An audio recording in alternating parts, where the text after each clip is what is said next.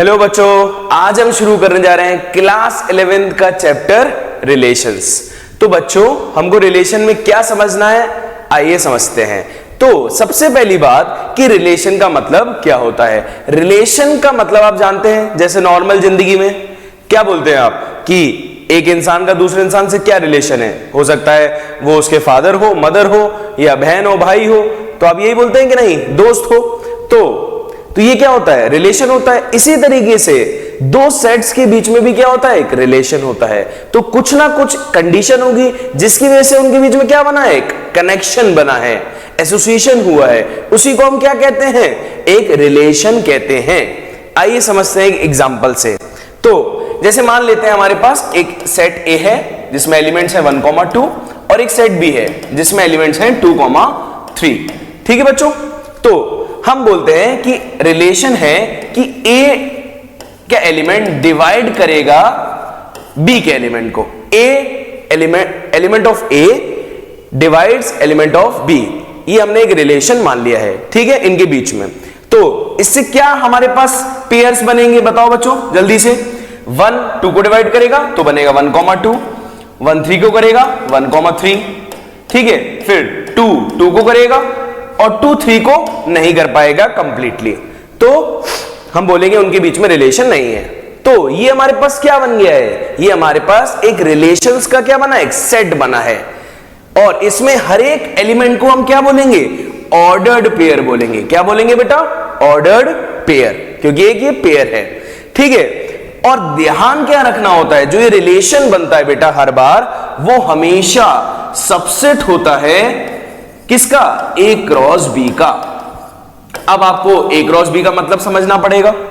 ए cross B होता है Cartesian product. क्या होता है बच्चों, कार्टेशियन प्रोडक्ट। जैसे कि हम इसमें ए क्रॉस बी निकालेंगे तो क्या आएगा, ए क्रॉस बी होगा सारे ऑर्डर्ड पेयर जितने भी बन सकते हैं ए और बी से, उसका सेट।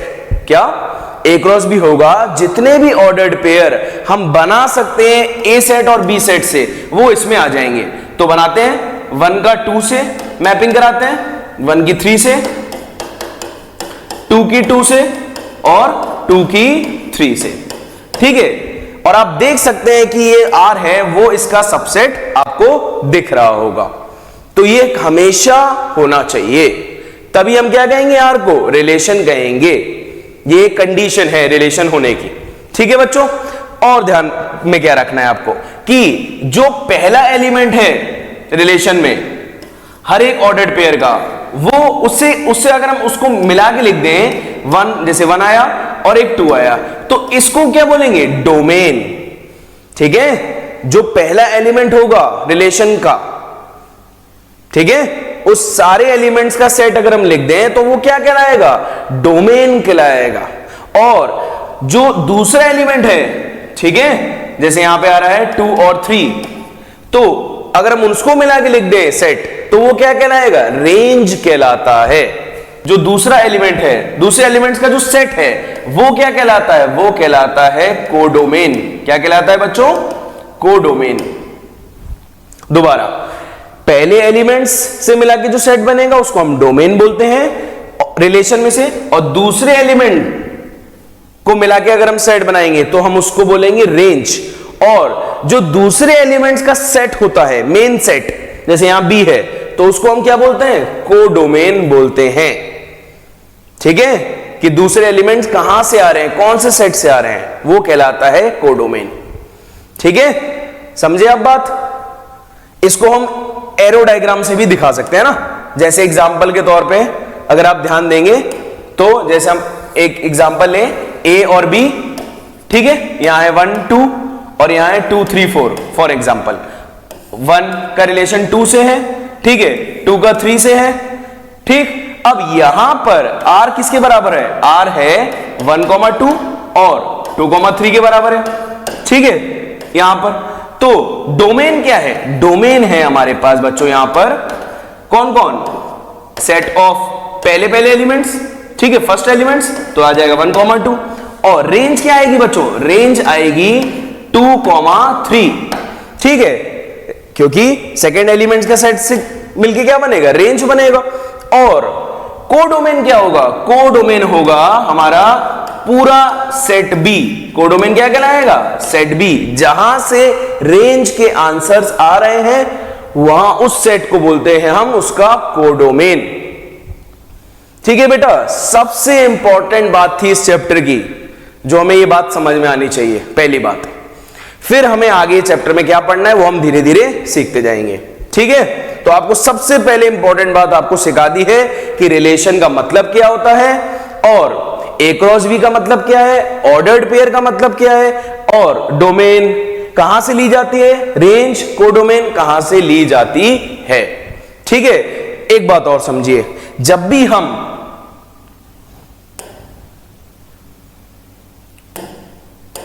हम ए क्रॉस बी निकालेंगे बच्चों, है ना, ठीक है, तो मान लेते हैं ए में है 2 एलिमेंट और बी में है मान लेते हैं 3 एलिमेंट, तो ए क्रॉस बी में बच्चों कितने एलिमेंट आएंगे? आप जानते हैं हमें क्या करना पड़ेगा, इन दोनों का हर एलिमेंट के साथ क्या करानी पड़ेगी, मैपिंग। तो कितने आ जाएंगे, यहां पर आएंगे 2 into 3 that is 6 एलिमेंट्स। और आप करके भी देख सकते हैं, जैसे मान लें ए में है 1,2, ठीक है, और बी में है 2, 3, 4, तो क्या क्या बनेंगे हमारे ए क्रॉस बी में, क्या क्या आएगा? अगर आप ध्यान दें, ए क्रॉस बी में आएगा 1, 2, 1, 3 और 1, 4, और सिमिलरली 2, 2, 2, 3 और 2, 4। ठीक है, ये सब किस में आया, ए क्रॉस बी में आया है। तो आप देख सकते हैं कितने बने हमारे पास, ऑर्डर्ड पेयर का सेट कितना बना, हमारे पास 6 ऑर्डर्ड पेयर बने हैं, क्योंकि ए में थे 2 एलिमेंट, बी में थे 3, तो 6 एलिमेंट हमारे पास 2 into 3 आ चुके हैं ए क्रॉस बी में। और अगर हम मान लें एन ऑफ ए में है m एलिमेंट्स, ठीक, एन ऑफ बी में है n एलिमेंट्स, तो n of A cross B में कितने होंगे बच्चों, m into n। ठीक है, तो इस बात को स्टार लगा के याद रखिएगा। ठीक है, होपफुली आपको समझ में आ रहा होगा। ठीक, और हम आपसे पूछें कि बताइए कितने रिलेशंस बन सकते हैं, कितने रिलेशंस हो सकते हैं? तो आप जानते हैं ए क्रॉस जो आर है वो क्या है, आर सबसेट है ए क्रॉस बी का, यस और नो? तो कितने सबसेट बन सकते हैं ए क्रॉस बी के? आप जानते हैं किसी के भी सबसेट कितने बनते हैं, 2 की पावर n, यही पढ़ा था। ठीक, n क्या होता है, नंबर ऑफ एलिमेंट्स, तो यहां पर नंबर ऑफ एलिमेंट्स कितने हैं, mn, तो कितने रिलेशंस बन सकते हैं, 2 की पावर mn रिलेशंस बन सकते हैं। क्या इतनी बात क्लियर है बच्चों? क्योंकि सबसेट जितने होंगे उतने ही रिलेशंस हमारे पास बन पाएंगे, क्योंकि वो सारे क्या होंगे, ए क्रॉस बी का सबसेट होंगे। चलो बच्चों आगे बढ़ते हैं। ठीक है, अब कुछ क्वेश्चंस लेते हैं। अब पहला क्वेश्चन है अपने पास कि ए एक सेट है, बी एक सेट है, तो आप ए क्रॉस बी इजीली निकाल सकते हैं कि नहीं? चलिए निकालते हैं। तो ए क्रॉस बी क्या होगा, आप जानते हैं पहला एलिमेंट ए से लेंगे और दूसरा एलिमेंट बी से लेते हैं हम लोग, और मैपिंग कराते जाएंगे, है ना। तो 1 का 2 से कराएंगे पहले, फिर 1 का 3 से, फिर 3 का 2 से, और 3 का 3 से, फिर उसके बाद 5 का 2 से और 5 का 3 से हम मैपिंग करा देंगे। ये क्या बन गया है, set of all ordered pairs of A and B, ये बन गया है ए क्रॉस बी, जिसको हम कार्टेशियन प्रोडक्ट भी कहते हैं। चलो बच्चों, सिमिलरली आप बी क्रॉस ए भी करा लेंगे, पहले बी को रखेंगे, ठीक है, और फिर क्रॉस कराएंगे किसके साथ, ए के साथ, ठीक, और उसमें हमारा बी क्रॉस ए भी आ जाएगा। ठीक है बच्चों, चलो फिर हमें क्या करना है, ए क्रॉस बी और बी क्रॉस ए का इंटरसेक्शन लेना है। आप जानते हैं इंटरसेक्शन का क्या मतलब होता है, ऐसे एलिमेंट जो दोनों में क्या हो, कॉमन हो। ठीक, तो कर लेते हैं ना, पहले बी क्रॉस से निकाल लेते हैं। तो बी क्रॉस से क्या आएगा, 2,1, फिर 2,3, फिर 2,5, फिर 3,1, 3,3 और 3,5। ठीक है, ये हमारा बी क्रॉस ए भी आ गया है बच्चों, और आप देख सकते हैं दोनों की वैल्यू इक्वल नहीं है। अब कॉमन क्या है इसमें, तो कॉमन है हमारा सिर्फ 3,3। अगर आप ध्यान से देखेंगे तो सिर्फ 3,3 हमारे पास कॉमन है। तो थर्ड वाले का आंसर भी आ चुका है। ठीक है, अब हम लेते हैं ए क्रॉस बी इंटरसेक्शन ए का आंसर। तो ए क्रॉस बी इंटरसेक्शन ए निकालने से पहले हमें क्या करना पड़ेगा, ए और बी दो सेट में कॉमन क्या है पहले वो निकाल लीजिए। तो कॉमन क्या है, वो है एलिमेंट 3 जो दोनों में सेम है। और इसका क्रॉस किसके साथ कराएंगे, इसका क्रॉस कराएंगे ए के साथ। ए क्या है 1 3 5। ठीक है, तो हमारे पास फोर्थ वाले का आंसर क्या आएगा, पहला एलिमेंट आएगा 1 3, ठीक, फिर आएगा 3 3 और आएगा 5 3। ठीक है, तो ये हमारा फोर्थ वाले पार्ट का आंसर भी आ चुका है। ठीक है बच्चों, तो होपफुली आपको समझ में आ रहा होगा। ठीक, चलो आगे बढ़ते हैं, नेक्स्ट क्वेश्चन लेते हैं। अब नेक्स्ट क्वेश्चन कह रहा है कि x, y ऑर्डर्ड पेयर है जिसमें x square plus y square 25 है और x, y बिलोंग कर रहा है होल नंबर को। आप जानते हैं होल नंबर 0 से स्टार्ट होते हैं ना। ठीक है, तो वैल्यूज रखते जाते हैं। तो हम पहले रखते हैं 0 और 5। तो देखो 0 का स्क्वायर करेंगे 5 का स्क्वायर करेंगे तो 25 के बराबर आएगा कि नहीं आएगा, बिल्कुल आएगा। दूसरा हम एलिमेंट लेते हैं, देखिए x को बढ़ाते जाइए y को कम करते जाइए। अगर हम दूसरा एलिमेंट लें, क्या 1 और 4 सेटिस्फाई नहीं करेगा। ठीक है, फिर हम लेते हैं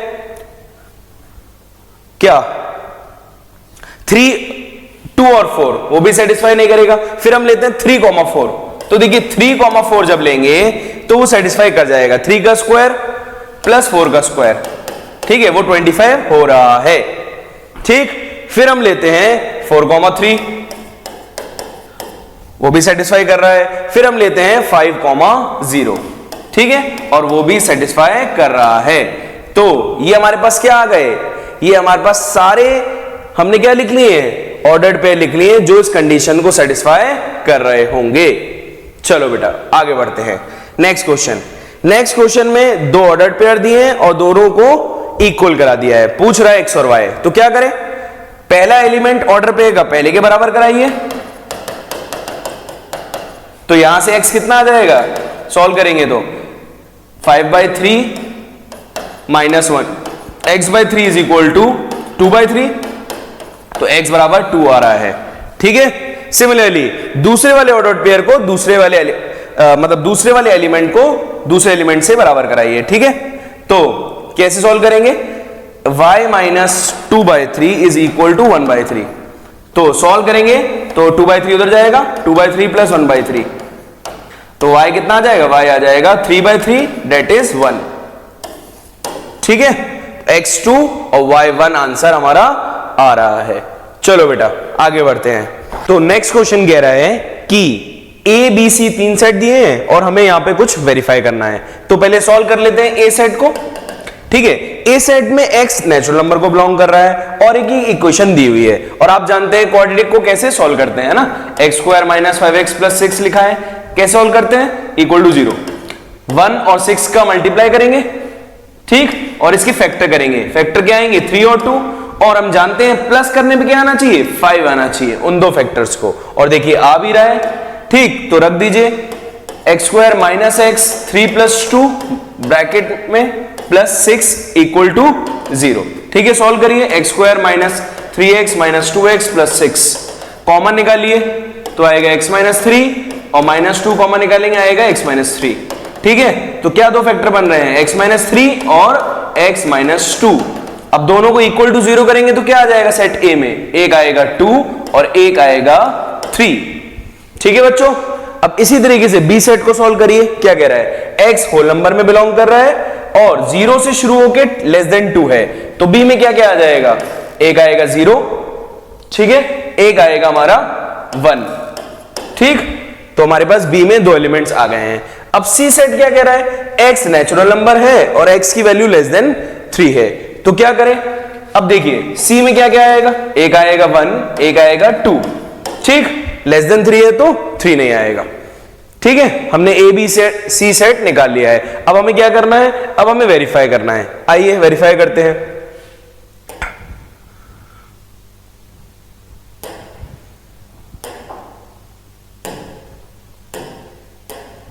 तो तो हमारे पास ए सेट क्या आया था 2 और 3, ठीक है। बी सेट क्या आया, बी सेट आया है कितना 0 और 1, और सी सेट कितना आया, सी सेट आया 1 और 2, ठीक है बच्चों। और हमें वेरीफाई करना है A cross B union C is equal to A cross B union A cross C, ठीक है। ये हमें वेरीफाई करना है। तो हम क्या करें, पहले एलएचएस को सॉल्व करते हैं ना, ए क्रॉस बी यूनियन सी को। उसके लिए हमें क्या चाहिए, हमें उसके लिए चाहिए बी यूनियन सी की वैल्यू। तो यहां से निकाल लेते हैं, बी और सी का यूनियन करते हैं। आप सब जानते हैं, पिछले चैप्टर में सीखा है, ठीक है। तो ऐसे एलिमेंट जो बी में हो या सी में हो, तो क्या क्या आ जाएगा 0, 1 एंड 2, ठीक है। अब ए का और बी यूनियन सी का क्या कर दीजिए, क्रॉस करवा दीजिए। तो कराते हैं, तो क्या क्या आएगा 2, 0, 2, 1, 2, 2, ठीक है। और फिर 3, 0, 3, 1 और 3, 2। ये हमारा LHS सॉल्व हो गया है, ठीक है। अब हमें क्या करना है, RHS सॉल्व करना है। तो RHS सॉल्व करने से पहले हम क्या सॉल्व कर लेते हैं, A क्रॉस B को सॉल्व कर लेते हैं। तो A क्रॉस B सॉल्व करते हैं। A क्या है 2, 3, ठीक है, और उसका क्रॉस करेंगे B के साथ, मतलब 0, 1 के साथ। तो करते हैं सॉल्व। तो क्या बनेगा, एक आएगा 2, 0, 2, 1, 3, 0 और 3, 1, ठीक। ये हमारा ए क्रॉस बी आ गया है। इसी तरीके से ए क्रॉस सी भी सॉल्व कर लीजिए। ए क्रॉस सी कैसे होगा सॉल्व, ए का 2, 3 का क्रॉस कराइए सी के साथ 1, 2 के साथ, ठीक है। तो क्या क्या आएगा बताइए, 2, 1, 2, 2, सिमिलरली 3, 1 और 3, 2, ठीक है। ये हमारा ए क्रॉस सी भी आ गया है। अब हमें क्या करना है, आरएचएस में देखिए हमें इन दोनों का यूनियन लेना है। किस किस का, ए क्रॉस बी और ए क्रॉस सी का। तो कर लेते हैं यूनियन। तो क्या क्या आएगा देखिए ध्यान से, इन दोनों का यूनियन ले। तो देखिए एक आएगा 2, 0, 2, 1, ठीक, और 2, 0, 2, 1 और 2, 2, ठीक है। सिमिलरली 3, 0, 3, 1 और 3, 2 भी आ जाएगा, ठीक है। अब आप देख सकते हैं खुद से कि LHS और RHS दोनों क्या आ रहा है, इक्वल आ रहा है। तो हमने वेरीफाई कर दिया है, ठीक है बच्चों। होपफुली आपको ये क्वेश्चन समझ में आया होगा। चलो आगे बढ़ते हैं ना, कुछ और क्वेश्चंस लेते हैं। तो अगला क्वेश्चन क्या कह रहा है, अगला क्वेश्चन कह रहा है हमारे पास ए क्रॉस बी है और हमसे ए और बी पूछ रहा है। हम जानते हैं बहुत इजीली कि ए क्रॉस बी में जो पहले एलिमेंट्स होते हैं वो किस में को बिलोंग करेंगे, ए को। तो ए में क्या क्या आ जाएगा, ए में आएगा 3 और 5, ठीक है। और जो दूसरे एलिमेंट होते हैं वो किस में बिलोंग करेंगे, दूसरे सेट में, मतलब बी में। तो बी में क्या क्या आ जाएगा 2 और 4, ठीक है बच्चों। तो हमारे पास ए भी आ गया है और बी भी आ गया है, ठीक। चलो नेक्स्ट क्वेश्चन लेते हैं। नेक्स्ट क्वेश्चन कह रहा है ए का ए के साथ क्रॉस कराइए और उसमें क्या है 9 एलिमेंट दिए हुए हैं जिसमें से 2 हमको दिए हैं। तो आप बताइए ए का ए के साथ ही क्रॉस कराएंगे तो जितने भी एलिमेंट्स होंगे वो सब ए में बिलोंग करेंगे कि नहीं। तो ए में क्या क्या होगा, -1, 0 और 1, ठीक। अब ए का ए के साथ क्रॉस कराएंगे, ठीक है, किसका, -1, 0 और 1 का क्रॉस -1, 0 और 1 के साथ कराएंगे। तो देखिए इसमें भी 3 एलिमेंट है, इसमें भी 3 एलिमेंट है, तो कितने आएंगे, 9 एलिमेंट आएंगे कि नहीं आएंगे ए क्रॉस ए में, और वही लिखा है यहां पर, ठीक है। अब आप इसका क्रॉस करा सकते हैं कि नहीं करा सकते हैं, देखिए कितना इजी है। क्या आएगा बताइए, -1, -1 आएगा पहला, ठीक। दूसरा क्या आएगा, -1, 0, -1, 1, ठीक। सिमिलरली 0, -1, 0, 0 और 0, 1। फिर उसके बाद 1, -1, 1, 0 एंड 1, 1, ठीक। तो हमारा ये आ गया है ए क्रॉस ए, ठीक है बच्चों, बहुत इजी था। ए में भी 3 एलिमेंट, दूसरे और फिर से 3 × 3 कितना हो जाएगा, 9 हो जाएगा। चलो नेक्स्ट क्वेश्चन लेते हैं। नेक्स्ट क्वेश्चन कह रहा है कि R एक सेट है रियल नंबर का, R cross R and r cross r का क्या मतलब है। ठीक है, तो आइए समझते हैं। देखिए सबसे पहले तो आपको पता होना चाहिए, जब भी हम 2D कोऑर्डिनेट सिस्टम के हिसाब से जब हम बनाते हैं एक्स एक्सिस और वाई एक्सिस बनाते हैं, ठीक है, आप जानते हैं यहां 0 होता है, यहां 1 2 3 कहां तक प्लस इंफिनिटी, यहां -1 -2 कहां तक minus infinity, same 1 2 plus infinity, same -1 -2 minus infinity तक। ठीक है, अब आप कोई भी पॉइंट लोकेट करते हैं, जैसे हमने सपोज किया 2,1, तो क्या होगा x में 2, जैसे हमने बोला 2,1, तो पहला x होता है दूसरा y होता है, तो x में पहले 2 पे खड़े हो जाएंगे, फिर हम 1 को लोकेट कर लेंगे, तो ये आ जाएगा हमारा क्या 2,1। ठीक, अगर हम कोई भी पॉइंट ले यहां पर, तो सारे क्या बनेगा, इसी कोऑर्डिनेट सिस्टम से आएगा कि नहीं आएगा, तो हम कोई भी रियल नंबर ले सकते हैं x और y की जगह, तो इसीलिए r क्रॉस r में क्या आएगा, इसमें आएगा set of all ordered pairs किसमें, इन 2D कोऑर्डिनेट सिस्टम, इन 2D कोऑर्डिनेट सिस्टम में 2D मतलब 2 डायमेंशनल, x एक्सिस है और y एक्सिस से मिलके बनेगा 2 डायमेंशनल कोऑर्डिनेट सिस्टम, तो उसमें जितने भी ऑर्डर्ड पेयर का सेट होगा वो सब किसमें आएगा, r क्रॉस r में आएगा। ठीक है, और अगर हम इसमें एक एक्सिस और जोड़ दें, अगर आप थोड़ा सा भी आगे बढ़ेंगे तो एक चैप्टर आएगा कोऑर्डिनेट सिस्टम, है ना, उसमें आपको सिखाया जाएगा एक्स वाई जेड एक्सिस के बारे में, है ना, तो जितने भी 3 डायमेंशनल के ऑर्डर्ड पेयर होंगे उन सबका अगर हम सेट लिख दें तो कहां बिलोंग करेगा, वो बिलोंग करेगा r क्रॉस r में। ठीक है कि नहीं, तो r क्रॉस r का क्या मतलब है, set of all ordered pair जो किसमें होंगे, इन कहां से लिए जाएंगे, हम लेंगे इन 3 डायमेंशनल कोऑर्डिनेट सिस्टम। ठीक है, 3 डायमेंशनल कोऑर्डिनेट सिस्टम से अगर हम ले रहे हैं, 3 डायमेंशनल में क्या आएगा, एक्स वाई और जेड एक्सिस से मिलके जो बन रहा है उसको हम 3 डायमेंशनल सिस्टम बोल रहे हैं। ठीक है, तो r क्रॉस r का मतलब समझ गए कि नहीं समझ गए आप, ठीक, और r क्रॉस r का भी समझ गए, क्लियर है बच्चों।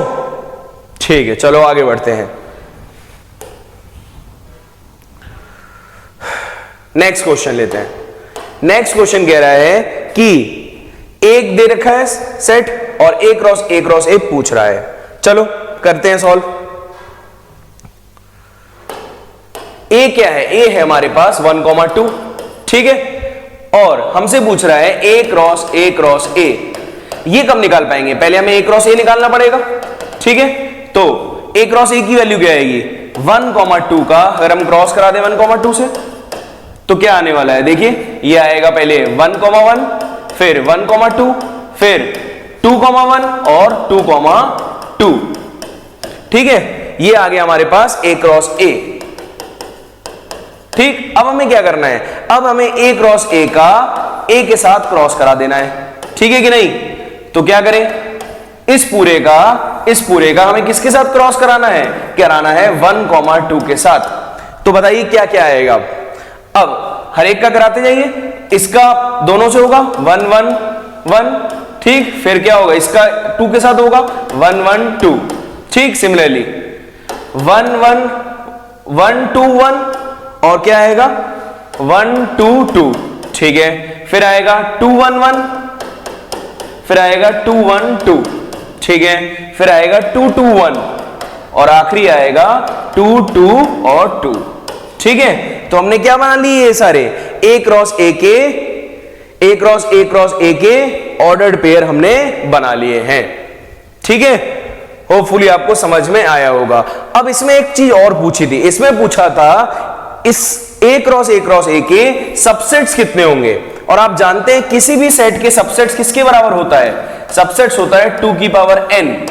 n क्या है यहां पर, नंबर ऑफ एलिमेंट्स, जितने उस सेट में होंगे उसी के हिसाब से हम सबसेट्स लिखते हैं। तो यहां पर कितने एलिमेंट्स हैं a क्रॉस a में, आप जानते हैं a में थे 2, तो 2 इंटू 2 करेंगे तो 8 एलिमेंट्स हैं, तो सबसेट्स कितने आएंगे 2 की पावर 8 सबसेट्स होंगे किसके, a क्रॉस a के। ठीक है बच्चों, होपफुली आपको समझ में आ गया होगा। चलो नेक्स्ट क्वेश्चन लेते हैं। नेक्स्ट क्वेश्चन कह रहा है a क्रॉस b हमें दे रखा है और ये दो ऑर्डर्ड पेयर दिए हैं a क्रॉस b के, ठीक है। तो पहला ऑर्डर्ड पेयर क्या है, x, -5, तो ये a होगा और ये b होगा। अब देखिए कुछ कंडीशन दी है, कंडीशन दी है b is equal to 3a - 2, तो रख दीजिए वैल्यू b की -5 और a की वैल्यू है x, ठीक, ये होता जाएगा। तो -3 is equal to 3x, x कितना आ गया, x आ गया -1, ठीक। सिमिलरली अब दूसरे ऑर्डर पेयर में भी पहला क्या होगा, a होगा और दूसरा b होगा, रख दीजिए कंडीशन में। तो कंडीशन में रखेंगे तो y इज इक्वल टू क्या आएगा, 3 × 2 - 2, तो y आ जाएगा 6 - 2 दैट इज 4। तो x भी आ गया और y भी अपना आ चुका है, ठीक है। यही पूछा था, फाइंड करो x और y की वैल्यू कितनी होगी, ठीक है बच्चों। चलो आगे बढ़ते हैं। तो नेक्स्ट टॉपिक है ग्राफिकल रिप्रेजेंटेशन और एरो डायग्राम, ठीक है, समझते हैं। जैसे a और b हमें दो सेट दिए हैं, ठीक है, और हमें a क्रॉस b बोल रहा है, तो अभी हमने सीखा a क्रॉस b कैसे निकालेंगे। हम क्या करेंगे, -1, 2 और 4 का क्रॉस करा देंगे 1, 3 से, ठीक। तो क्या क्या आएगा देखिए, एक आएगा -1, -1, -3, ठीक। फिर आएगा 2, 1, 2, 3, फिर आएगा 4, 1 और 4, 3, ठीक है। ये हमारे सारे ऑर्डर्ड पेयर आ चुके हैं। आप देख सकते हैं a में 3 एलिमेंट थे, b में 2, तो a क्रॉस b में कितने आएंगे हमारे, a क्रॉस b में 6 एलिमेंट हमारे आ रहे हैं, है ना। आप देख भी सकते हैं, सारे ऑर्डर्ड पेयर हमने लिख लिए हैं, ठीक है। अब आप बात समझिए कि हमें इसे रिप्रेजेंट करना हो ग्राफिकली तो कैसे करेंगे। जैसे हम अभी हमने समझा कि 2D सिस्टम में हम कैसे लिखते हैं, x एक्सिस बनाते हैं और y एक्सिस बनाते हैं, ठीक है। तो ये सारे ऑर्डर्ड पेयर हम बना सकते हैं ग्राफिकली, ठीक है। यहां पर 1, 2, 3 इंफिनिटी तक सेम 1, 2, 3, इधर भी होगा -1, -2 माइनस इंफिनिटी तक, -1, -2 माइनस इंफिनिटी तक। तो कैसे रिप्रेजेंट करें, -1, 1 x, देखिए पहला आप जानते हैं, पहला x होगा, ठीक है, और दूसरा y होगा। तो -1 पे खड़े हो जाइए, ठीक, और फिर 1 पे जाइए, तो ये हमारा आ जाएगा क्या, -1, 1, ठीक। सिमिलरली अब हमें -1, 3 रिप्रेजेंट करना है, तो कैसे करेंगे, ये -1 और ऊपर जाइए y में, तो ये 3 मिल गया, तो ये हो जाएगा -1, 3, ठीक। अब क्या करें, अब हमें करना है 2, 1, तो x2, y1, तो ये हो जाएगा हमारा 2, 1, ठीक। फिर हमें करना है 2, 3, तो x2 है और y3 है, तो ये हो जाएगा हमारा 2, 3, ठीक। इसी तरीके से आप सारे रिप्रेजेंट कर सकते हैं कि नहीं। तो यही बताना चाह रहे थे कि ग्राफिकल रिप्रेजेंटेशन हम कर सकते हैं क्या, किसका, a क्रॉस b के सारे एलिमेंट्स का, ठीक है।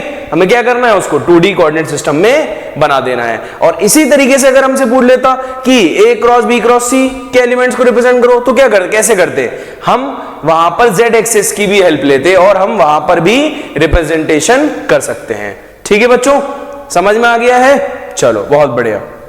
अब अगर हम यहां पे बोल रहे हैं एरो डायग्राम बताइए, देखिए एरो डायग्राम हमें बनाना को आए अगर, तो हम क्या करेंगे, ठीक है। तो एरो डायग्राम में हमें देखिए क्या करना है, हमसे बोलेगा कोई ना कोई रिलेशन बताएगा ना, जैसे रिलेशन बोले कि a के एलिमेंट्स ग्रेटर हों b के एलिमेंट से, वो रिलेशन में आए जो एलिमेंट a के बड़े हों b से। तो देखिए रिलेशन में क्या क्या आएगा, एक आएगा -1, 1 से बड़ा नहीं है, ठीक है, -1 3 से बड़ा भी नहीं है, 2 1 से बड़ा है तो आ जाएगा, पर 2 3 से बड़ा नहीं है, ठीक है, 4 1 से बड़ा है और 4 3 से बड़ा है, ठीक है। तो ये हमारा रिलेशन के एलिमेंट्स आ गए हैं। कंडीशन क्या थी कि a के एलिमेंट्स b के एलिमेंट से बड़े हो, ठीक है। तो हमने रिलेशन के एलिमेंट लिख लिए, अब हमें इसको एरो डायग्राम पे रिप्रेजेंट करना है, ठीक है। तो कैसे करेंगे, हम पहले a लिख लेंगे यहां पर पूरा -1 2 4, ठीक, फिर b लिख लेंगे 1 और 3। अब क्या करेंगे, अब हम रिप्रेजेंटेशन करेंगे जो जो रिलेशन में आया है। 2, 1 तो हम मैपिंग कराते जाएंगे, फिर 4, 1, फिर 4, 3, ठीक है। तो हमने कर लिया एरो डायग्राम में रिप्रेजेंटेशन, ठीक है। और हम जानते हैं एक बात और कि जितने भी रिलेशन में पहले वाले एलिमेंट्स होते हैं वो उससे मिलके अगर हम सेट लिखेंगे तो वो क्या होगा, हमारा डोमेन होगा, मतलब 2 2 और 4, ठीक। और जितने भी सेकेंड एलिमेंट्स होंगे रिलेशन के उससे मिलके अगर हम सेट लिखेंगे तो क्या बनेगा, वो आएगा हमारा रेंज, जैसे कि 1 और 3, ठीक। और आप जानते हैं रेंज जिस सेट से आ रहा होता है, रेंज जिस सेट से आ रहा होता है वो क्या बन जाता है, वो हमारा कोडोमेन कहलाता है, ठीक है। ये आपको पहले भी बात अभी समझाई थी, ठीक है बच्चों। तो होपफुली आपको ग्राफिकल रिप्रेजेंटेशन और एरो डायग्राम का मतलब समझ में आ गया होगा, ठीक। चलो आगे बढ़ते हैं, आइए लेते हैं नेक्स्ट टॉपिक। देखिए नेक्स्ट टॉपिक में हमें क्या करना है, हमें कुछ रिजल्ट्स प्रूफ करने हैं, ये जितने आपको दिख रहे हैं, ठीक है, 1 बाय 1। चलिए आइए लेते हैं अपना फर्स्ट रिजल्ट। कह रहा है कि ए एक सबसेट है बी का और आपको ये प्रूफ करना है, ठीक है। तो आइए समझते हैं, ठीक है।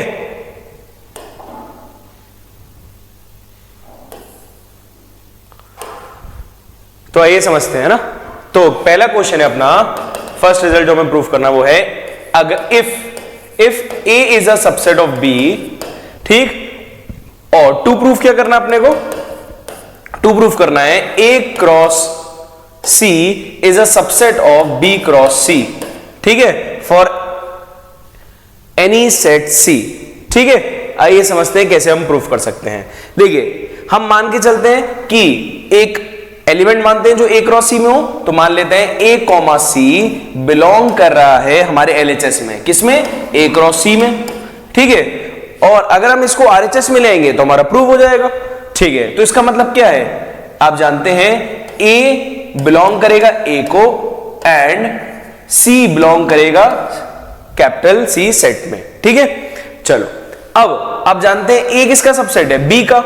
अगर A small A capital A set में है तो वो बी में भी होगा, तो B small A will belong to B also, yes और नो, ठीक है।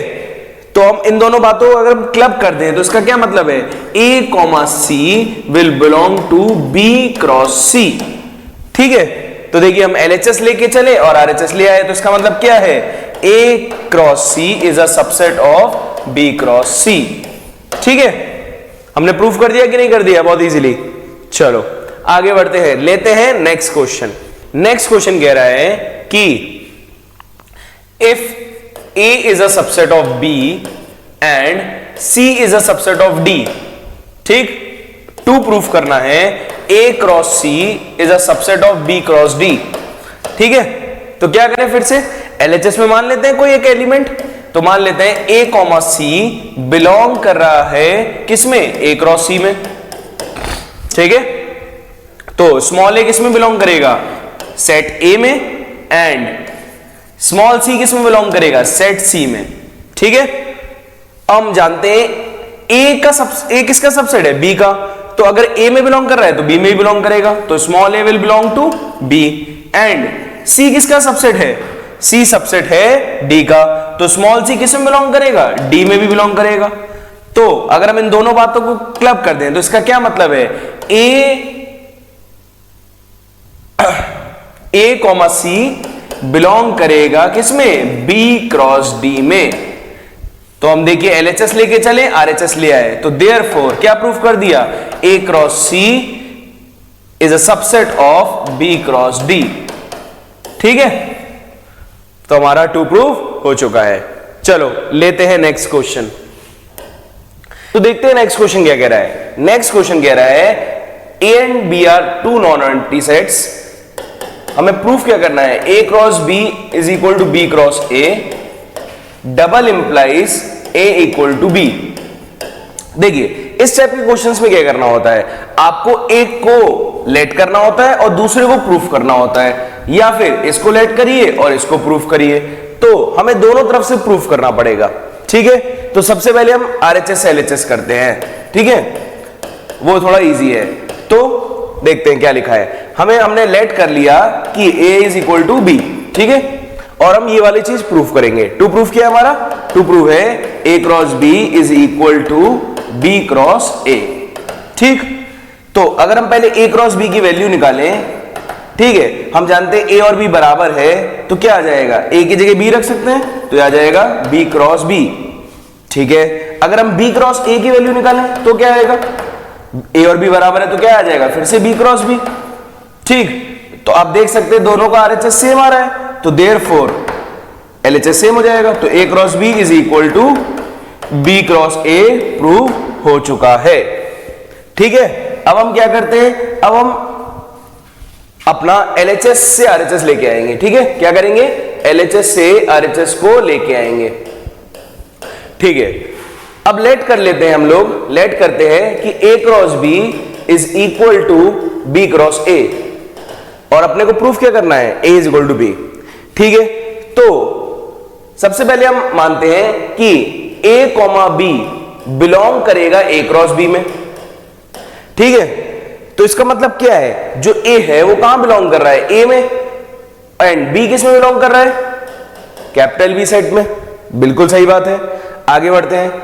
ठीक है, और हमें पता है, क्या पता है हमें, हमने माना है ए क्रॉस बी क्रॉस ए के बराबर है, तो अगर ए कॉमा बी में बिलोंग कर रहा है तो बी क्रॉस ए में भी, ए कॉमा बी क्रॉस ए में भी बिलोंग करेगा कि नहीं करेगा। ठीक, क्योंकि ये और ये बराबर है बात। अब अगर हम इसको सही से लिखें तो इसका मतलब क्या है, A belongs to B and small B belongs to set A. तो अब आप देखिए, हम मान के चले थे कि कोई एलिमेंट ए में है और वो कहां आ गया है, बी में आ गया है, तो इसका मतलब क्या प्रूव हुआ कि A is a subset of B. Prove हो गया कि नहीं हो गया। सिमिलरली हम किस में मान लेते हैं कि बी कॉमा ए बिलोंग कर रहा होगा किसमें, बी क्रॉस ए में। ठीक है, तो इसका क्या मतलब है, इसका मतलब है स्मॉल बी बिलोंग करेगा कैपिटल बी सेट में एंड ए बिलोंग करेगा कैपिटल ए सेट में। ठीक है, और हम जानते हैं B cross A cross B के बराबर है, तो बी कॉमा ए किस में बिलोंग करेगा, ए क्रॉस बी में भी बिलोंग करेगा।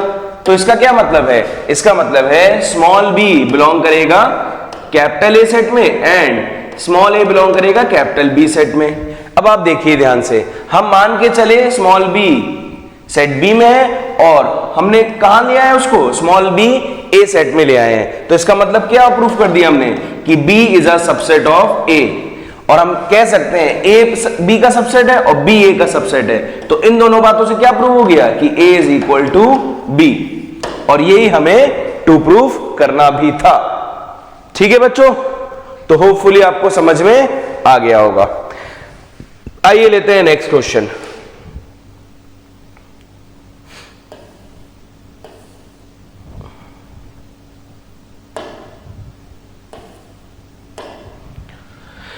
तो नेक्स्ट क्वेश्चन कह रहा है कि if A is a subset of B, और हमें टू प्रूफ क्या करना है, टू प्रूफ है कि A cross A is a subset of A cross B intersection B cross A. ठीक है, ये हमें प्रूफ करना है। आइए लेते हैं कैसे करेंगे। मान लेते हैं कोई एलिमेंट इसमें, ठीक है, तो मान लेते हैं ए कॉमा ए बिलोंग कर रहा है किसमें, ए क्रॉस ए में। अब देखिए, जो हम एलिमेंट मानते हैं वो इसको देख के मानते हैं ना। ठीक है, तो आपने देखा होगा जब ए क्रॉस बी लिखा होता है तो हम ए कॉमा बी मान लेते हैं, जब बी क्रॉस ए लिखा होता है तो हम बी कॉमा ए मान लेते हैं। तो हम इसको देख के, सेट को देख के अपना एलिमेंट मानते हैं। ठीक है, अब माना हमने, क्योंकि यहां दोनों साइड ए था तो हमने मान लिया ए कॉमा ए बिलोंग करेगा ए क्रॉस ए में। तो इसका क्या मतलब है, इसका मतलब है ए बिलोंग करेगा कैपिटल ए में एंड ए बिलोंग करेगा कैपिटल ए में। ठीक है, और हम जानते हैं ए किसका सबसेट है, बी का, तो हम क्या लिख सकते हैं, यहां पे लिख सकते हैं ए बिलोंग करेगा सेट बी में। ठीक है, अब हम इसी बात को हम जानते थे कि ए स्मॉल ए में भी है, स्मॉल ए बी में भी है, तो हम इसको ऐसे लिख सकते हैं कि नहीं, स्मॉल ए में है कॉमा स्मॉल ए बी में भी है। ठीक है, एंड स्मॉल ए बी में है कॉमा स्मॉल ए में भी है। ठीक है, तो इसका क्या मतलब हुआ, इस बात का मतलब हुआ स्मॉल ए में है एंड स्मॉल ए बी में है, तो इसका मतलब क्या है, स्मॉल ए, इसका मतलब क्या है, इसका मतलब है कि ए कॉमा ए बिलोंग कर रहा है किसमें, ए क्रॉस बी में। ठीक है, एंड ए कॉमा ए किसमें बिलोंग कर रहा है, बी क्रॉस ए में। ठीक, ये हमने लिख लिया। अब एंड है तो क्या लगा देंगे, इंटरसेक्शन। तो ए कॉमा ए बिलोंग कर रहा है किसमें, A cross B intersection B cross A में। ठीक है, और हमको यही प्रूफ भी करना था। तो देयरफॉर क्या प्रूफ कर दिया, हम इसमें लेके चले और हमने ये प्रूफ कर दिया। तो प्रूव हो गया ना, A cross A is a subset of A cross B intersection B cross A. ठीक है, तो आपको होपफुली समझ में आ गया होगा। चलो आगे बढ़ते हैं।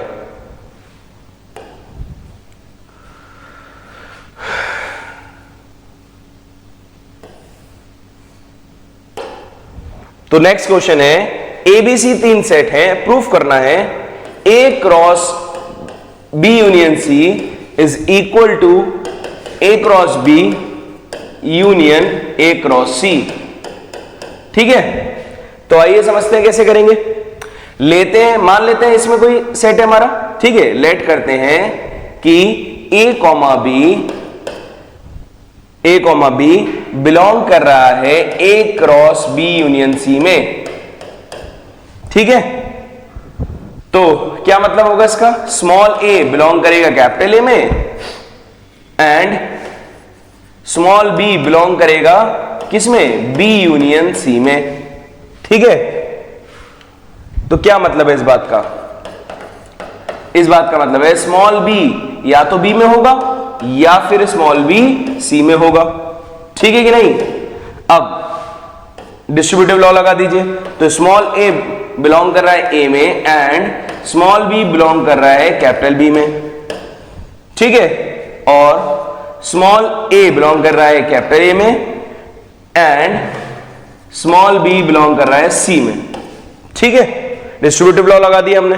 अब इसको क्या लिख सकते हैं हम, इसको लिख सकते हैं स्मॉल ए में है एंड बी कैपिटल बी में है। तो इसका मतलब क्या है, ए कॉमा बी बिलोंग किसमें करेगा, ए क्रॉस बी में। ठीक, और यहां से लिख सकते हैं क्या, स्मॉल ए कैपिटल ए में and small B capital C में। तो इसका मतलब क्या है, ए कॉमा बी बिलोंग किसमें करेगा, ए क्रॉस सी में। ठीक, अगर हम दोनों की बातों को क्लब कर दें तो क्या निकल के आएगा, यहां से ए कॉमा बी बिलोंग करेगा A cross B union A cross C में। ठीक है, और अब देखिए हमारा LHS से RHS आ चुका है। ठीक है कि नहीं। अब हमें क्या करना होगा, सिमिलरली हमने LHS से RHS लेके आए हैं। ठीक, अब हमें RHS से LHS भी लाना होगा। ठीक, तब हमारा टू प्रूफ कंप्लीट होगा। आइए लेते हैं आगे का पार्ट। अब देखिए RHS से LHS कैसे करेंगे, है ना।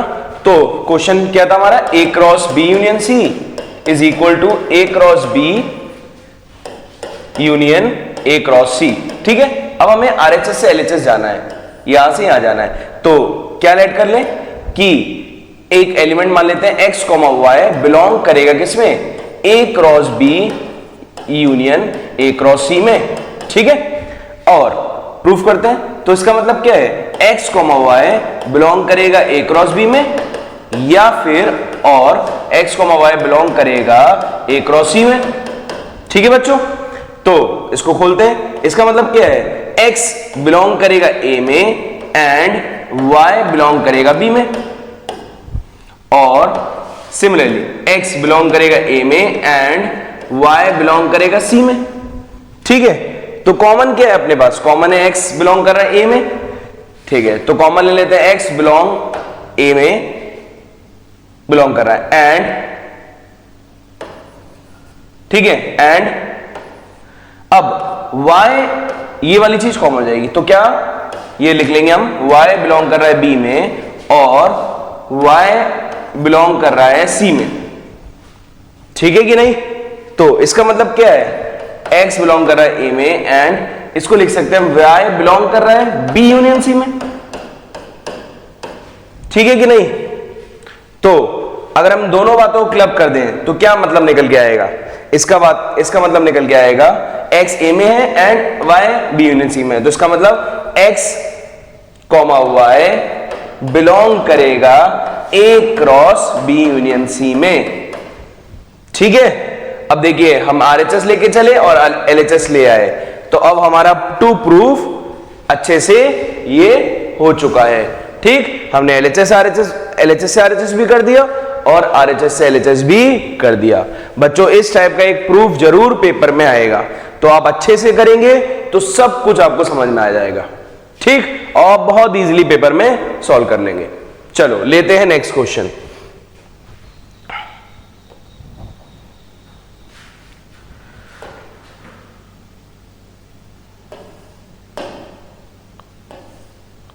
तो नेक्स्ट क्वेश्चन कह रहा है A cross B intersection C is equal to A cross B intersection A cross C.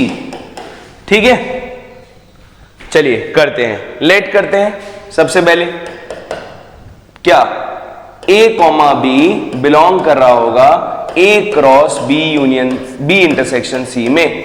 ठीक है, अब इसका क्या मतलब है? इसका मतलब है कि पहला पहले में होगा, A belongs to A and B belongs to B intersection C. Yes और नो? चलो खोलते हैं इसको। A belongs to A and B belongs to capital B and B belongs to capital C. ठीक है, अब डिस्ट्रीब्यूटिव लॉ लगा दीजिए।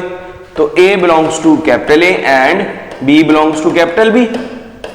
इसको एक ब्रैकेट में रखिए and A belongs to capital A and B belongs to capital C. ठीक है, अगर हम इन दोनों को क्लब कर दें तो इसका क्या मतलब है? इसका मतलब है A comma B belongs to A cross B and A comma B belongs to A cross C. ठीक, और हम दोनों बातों को फिर से क्लब कर दें तो क्या मतलब है इसका? इसका मतलब है ए कॉमा बी बिलोंग करेगा A cross B intersection A cross C में। ठीक, और देखिए हमारा एलएचएस से आरएचएस आ चुका है। ठीक है बच्चों, अब हमें क्या करना है? फिर से आरएचएस से एलएचएस लेके आना है। आइए समझते हैं।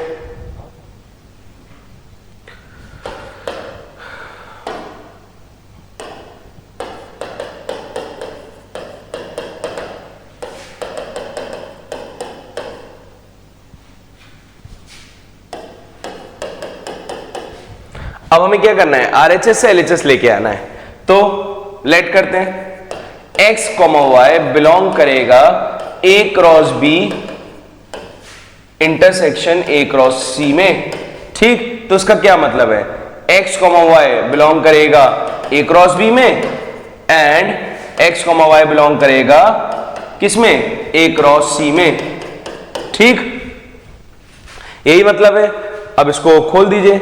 तो इसका क्या मतलब है? x बिलोंग करेगा a में एंड y बिलोंग करेगा b में एंड x बिलोंग करेगा a में एंड y बिलोंग करेगा c में।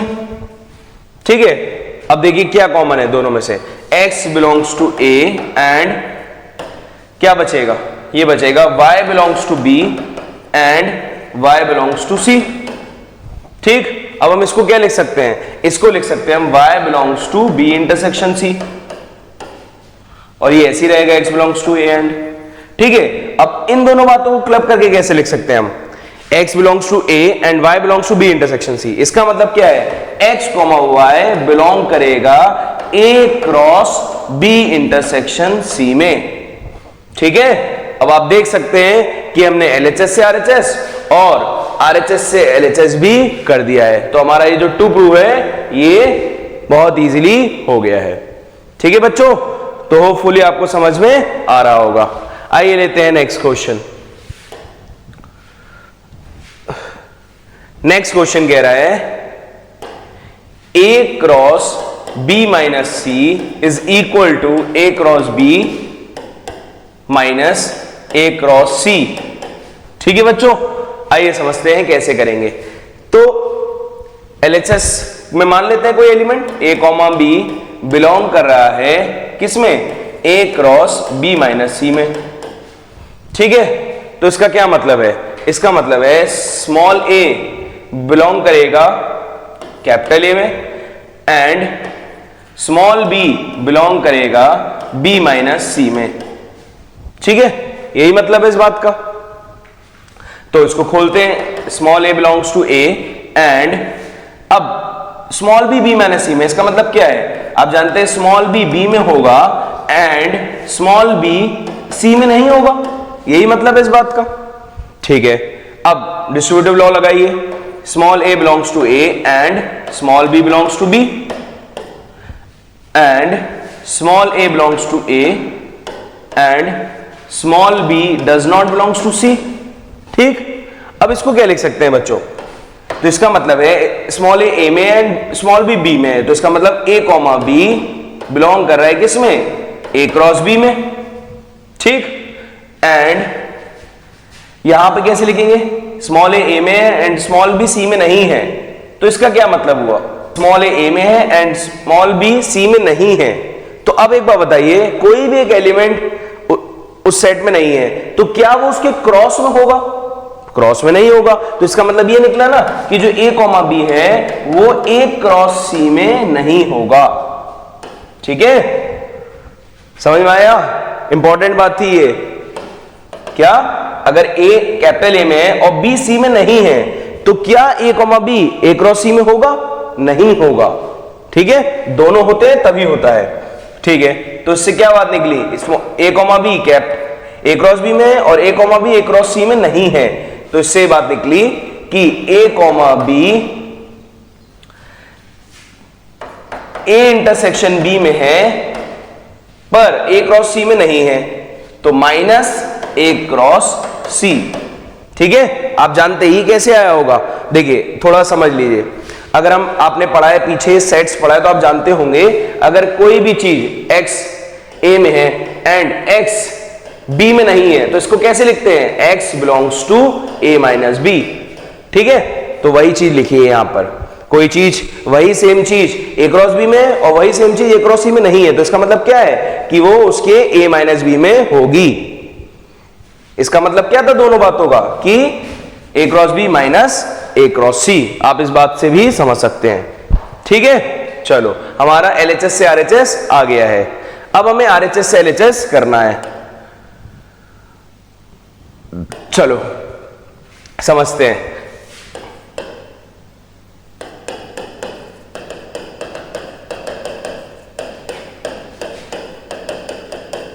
ठीक है, अब हमको क्या करना है? RHS से LHS करना है, तो करते हैं, लेट करते हैं x, y एक एलिमेंट किसमें? a cross b minus a cross c में। ठीक है, तो इस बात का क्या मतलब है? देखिए, इस बात का मतलब है कि x, y बिलोंग करेगा किसमें? a क्रॉस b में एंड x,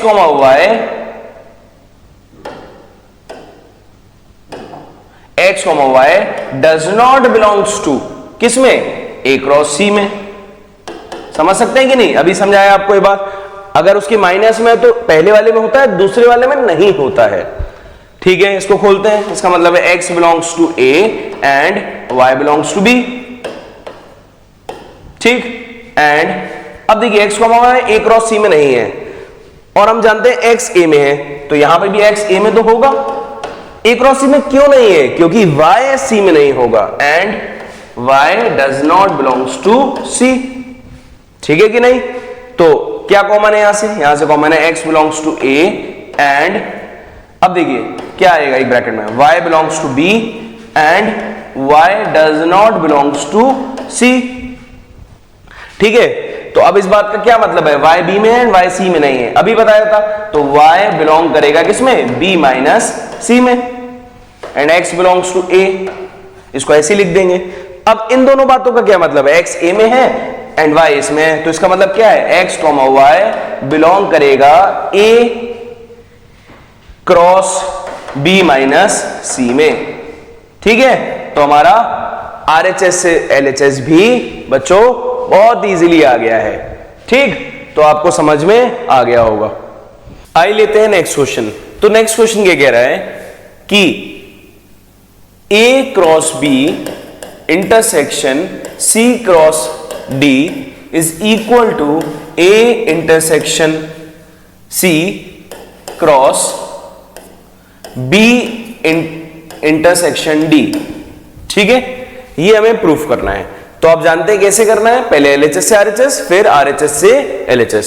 तो लेट करते हैं कि A, B बिलोंग कर रहा होगा A cross B intersection C cross D में, यस और नो? ठीक। अब इसके बाद A, B बिलोंग करेगा, इसका क्या मतलब है? A, B बिलोंग करेगा A cross B and A, B किस में बिलोंग करेगा? C क्रॉस D में। ठीक है, यही मतलब है इस बात का। अब इसको खोलिए तो A बिलोंग करेगा कैपिटल A में एंड B बिलोंग करेगा कैपिटल B में। सिमिलरली A बिलोंग करेगा कैपिटल C में एंड B बिलोंग करेगा कैपिटल D में। ठीक है, तो क्या कर सकते हैं अब हम यहां से, अब हमें क्या क्या चाहिए? देखिए, A इंटरसेक्शन C चाहिए, तो इसको और इसको पास पास ले आइए। तो क्या मतलब है इसका? A बिलोंग करेगा A में एंड A बिलोंग करेगा C में, इसको एक ब्रैकेट में कर लीजिए।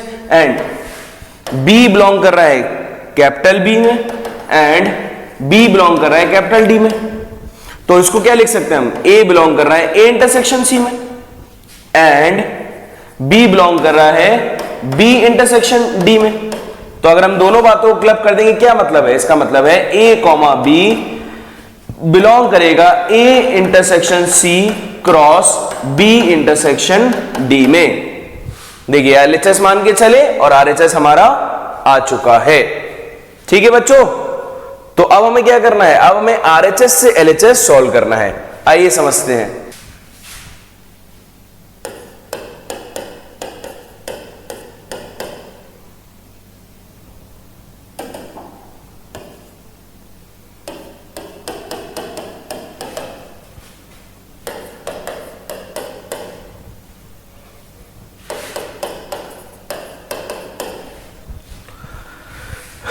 अब देखिए, RHS से LHS करते हैं। तो RHS से LHS क्या आएगा अपने पास?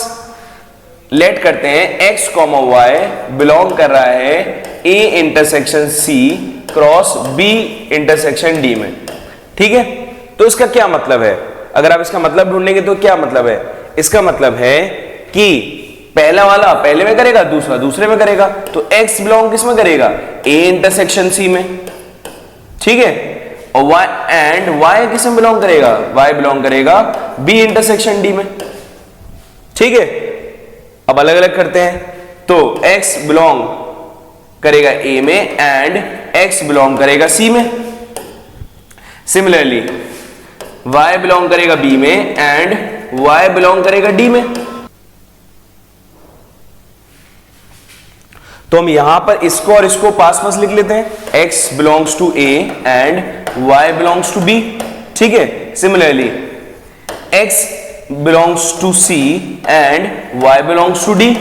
ठीक है, तो जब X A में है एंड Y B में है, तो इसका मतलब क्या? X, Y बिलोंग कर रहा होगा A क्रॉस B में। ठीक है, एंड X, Y यहां से बिलोंग करेगा C क्रॉस D में। ठीक, तो इससे दोनों से क्लब करेंगे, क्या मतलब? X, Y बिलोंग करेगा A cross B intersection C cross D में। ठीक, तो ये हमने इस तरीके से प्रूफ कर लिया है। अब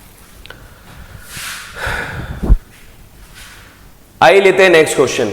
नेक्स्ट क्वेश्चन कह रहा है कि A cross B intersection B cross A is equal to A intersection B का क्रॉस B इंटरसेक्शन A के साथ। ठीक है, तो करते हैं। A, B मान लेते हैं LHS में और RHS में लेके आते हैं, फिर RHS से LHS लेके आएंगे। तो A cross B intersection B cross A में मानते हैं। ठीक, तो इसका क्या मतलब है? इसका मतलब है A, B बिलोंग करेगा A क्रॉस B में एंड A, B बिलोंग करेगा बी क्रॉस ए में। ठीक है बच्चों, तो इसको खोलिए, तो इसका क्या मतलब निकलेगा, ए कॉमा बी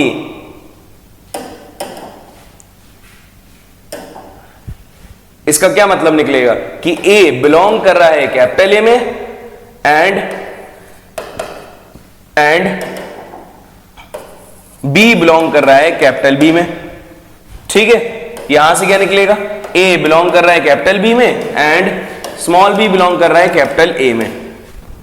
ठीक है, तो अब स्मॉल ए में भी है एंड स्मॉल ए बी में भी है, तो इसको पास पास लिख लीजिए, small A belongs to A and small A belongs to B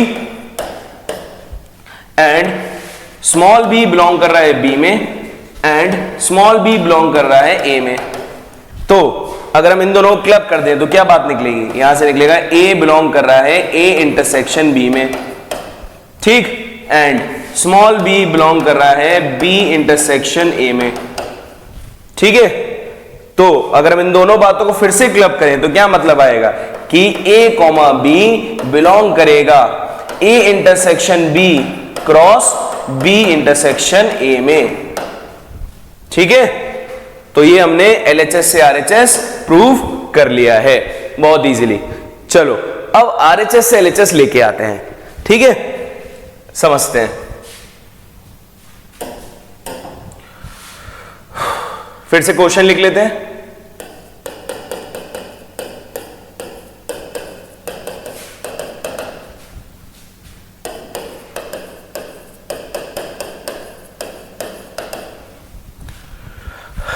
तो RHS LHS करते हैं ना। ठीक है, तो ए कॉम मान लेते हैं x कॉमा वाई बिलोंग करेगा A intersection B cross B intersection A में।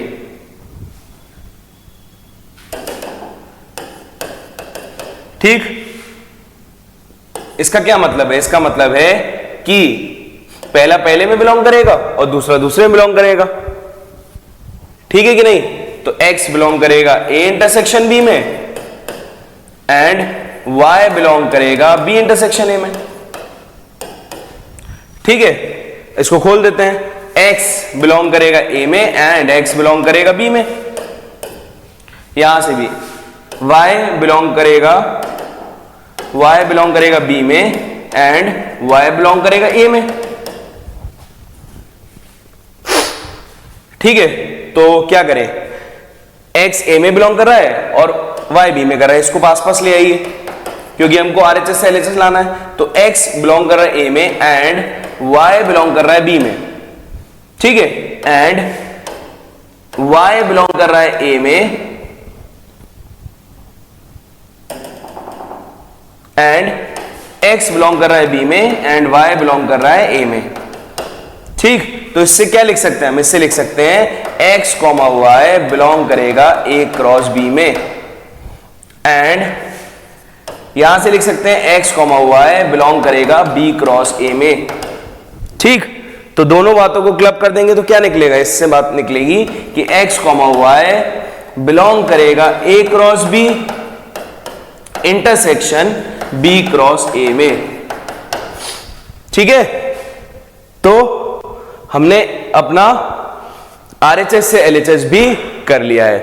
ठीक है बच्चों, तो हमारा LHS से RHS, RHS से LHS दोनों प्रूव हो गए हैं। तो इट मींस जो हमने क्वेश्चन लिखा था ये हेंस प्रूव हो गया है। चलो आगे बढ़ते हैं।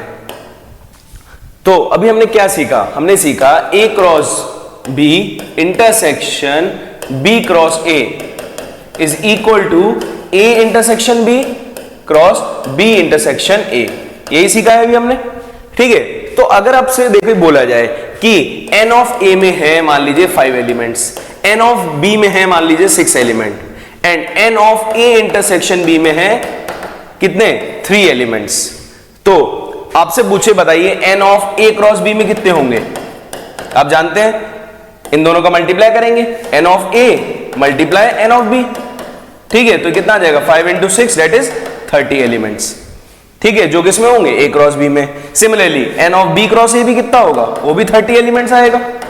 ठीक, अगर आपसे पूछ ले जाए बताइए n of n of A cross B intersection B cross A बताइए कि वैल्यू कितनी आएगी। तो आप जानते हैं अभी आपने ये टू प्रूफ सीखा है, ठीक है, इसको आप लगा सकते हैं। ठीक, कैसे? आपको पता है ये किसके बराबर होगा, ये बराबर होगा n of A intersection B का क्रॉस करना पड़ेगा आपको किससे, बी इंटरसेक्शन ए से।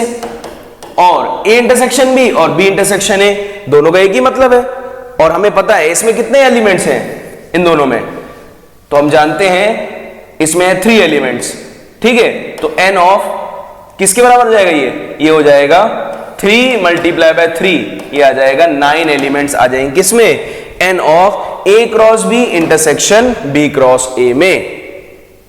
ठीक है बच्चों, आया समझ में कैसे करना है? हमने इस जो अभी प्रूफ किया था इसका हमने यूज कर लिया, ठीक, और हमने बता लिया कि n of A cross B intersection B cross A में कितने एलिमेंट्स होंगे, क्योंकि ये चीज इसके बराबर होगी और हमें पता है इंटरसेक्शन में 3 एलिमेंट है, तो 3 इंटू 3 कितने आ जाएंगे, 9 एलिमेंट्स आ जाएंगे n of A cross B intersection B cross A में। ठीक है, समझ गए आप लोग? चलो आगे बढ़ते हैं, लेते हैं नेक्स्ट क्वेश्चन।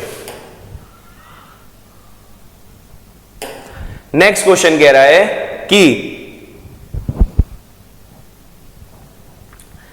एबीसी 3 सेट है जिसमें A cross B is equal to A cross C, ये गिवन है, और हमें प्रूफ करना है, टू प्रूव है B is equal to C.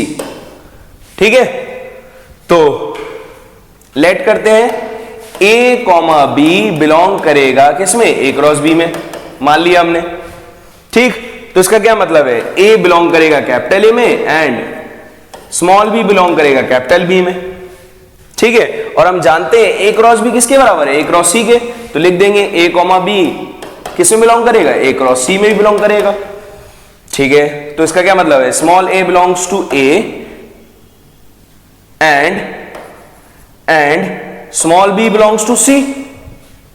ठीक है, अब देखिए हम बी में लेके चले एलिमेंट को और हमने कहां प्रूफ कर दिया, सी में, तो इससे क्या प्रूफ हो गया कि B is a subset of सी।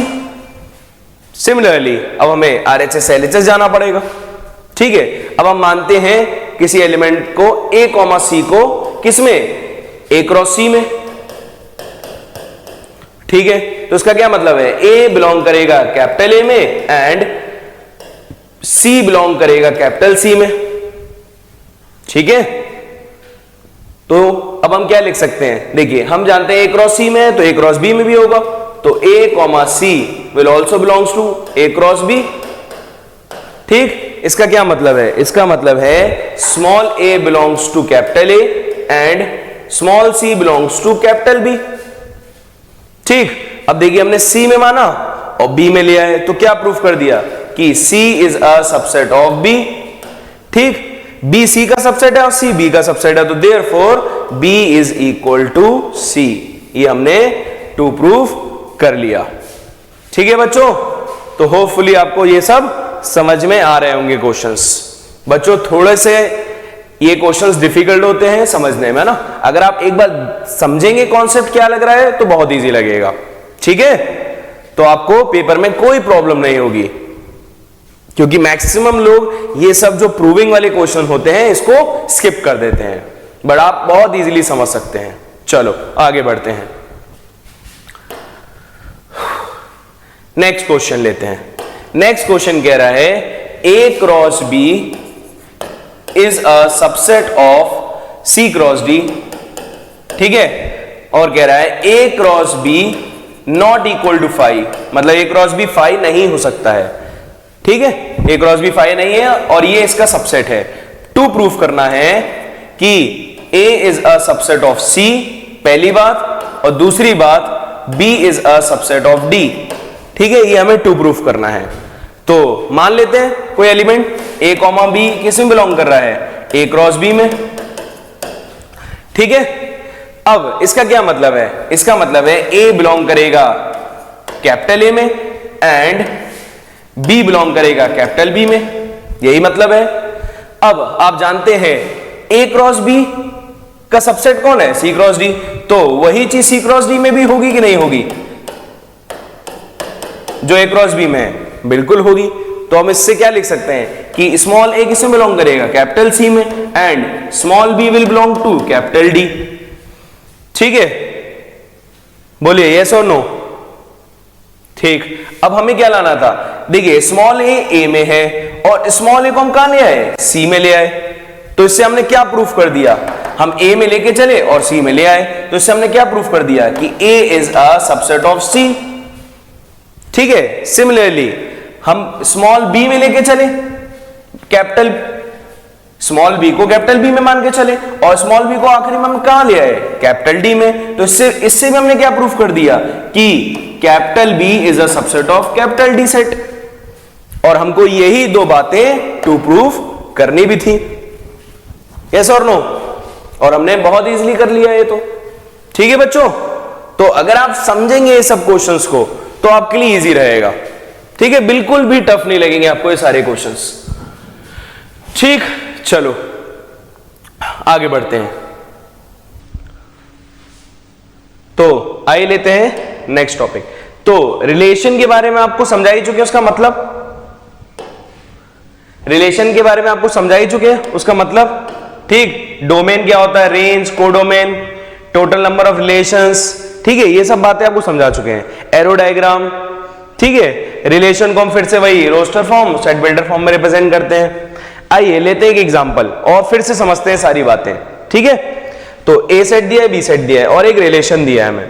ठीक है, तो हम कैसे रिप्रेजेंट करते हैं एरो डायग्राम से रिलेशन को? ये सेट ए है, ये सेट बी है। क्या क्या है सेट ए में? -2, -1, 0, 1 और 2। सेट बी में 0, 1, 4 और 9। अब किसका किससे रिलेशन है? -2 का 4 से है। ठीक है, फिर -1 का 1 से है। ओके, फिर 0 का 0 से है। ओके, फिर 1 का 1 से है और 2 का 4 से है। ठीक है, तो ये सारे हमारे रिलेशन हमने रिप्रेजेंट कर लिए। तो हमने सारे ऑर्डर्ड पेयर्स को रिप्रेजेंट कर लिया। ठीक है, अब हमें क्या बताना है? डोमेन। आप सब जानते हैं जो रिलेशन के पहले पहले एलिमेंट्स होते हैं वो क्या बनाएंगे? डोमेन। उससे जो सेट बनेगा तो डोमेन क्या आएगा? डोमेन आएगा -2, -1, 0, 1 और 2।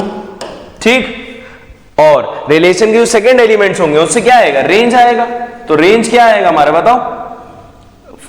आएगा, एक आएगा 4, एक आएगा 1 और एक आएगा 0। ठीक है, और आप जानते हैं कि सेट में एलिमेंट्स को हम आगे पीछे लिख सकते हैं, ऑर्डर डज नॉट मैटर। ठीक है, तो डोमेन भी आ गई, रेंज भी आ गई। अब कोडोमेन क्या होती है? कोडोमेन होती है ऐसा सेट जहां से रेंज आ रही है, तो वो कौन है? Set B. तो इसको क्या बोलेंगे? कोडोमेन। ठीक है, चलो फिर उसके बाद क्या बताना है? ठीक है, सब कुछ बता दिया। और हम जानते हैं कि ये आपने सीखा था ना, टोटल नंबर ऑफ रिलेशंस ए से बी तक कितने हो सकते हैं। ठीक है, जितने सबसेट बनेंगे उतने ही रिलेशन बन सकते हैं। ए जैसे हम मान लें ए में है, जैसे यहां पे ए में कितने हैं हमारे पास? 5 एलिमेंट है। N of A, n of B कितना है? 4 एलिमेंट। तो n of A cross B क्या होगा बताइए? N of A cross B में कितने होंगे? 5 4 जा 20 एलिमेंट। और अब कोई पूछे कि बताओ रिलेशंस कितने आएंगे, तो रिलेशंस क्या होंगे? हम जानते हैं ए क्रॉस बी के सबसेट कितने बन सकते हैं? 2 की पावर 20। तो रिलेशंस कितने आएंगे? रिलेशंस भी आएंगे जितने सबसेट बन सकते हैं, मतलब 2 की पावर 20। ठीक है बच्चों, तो हम 2 की पावर 20 रिलेशंस बना सकते हैं ए क्रॉस बी के। ठीक है, ए और बी के बीच में। चलो समझ में आया? चलो बहुत बढ़िया, आगे बढ़ते हैं।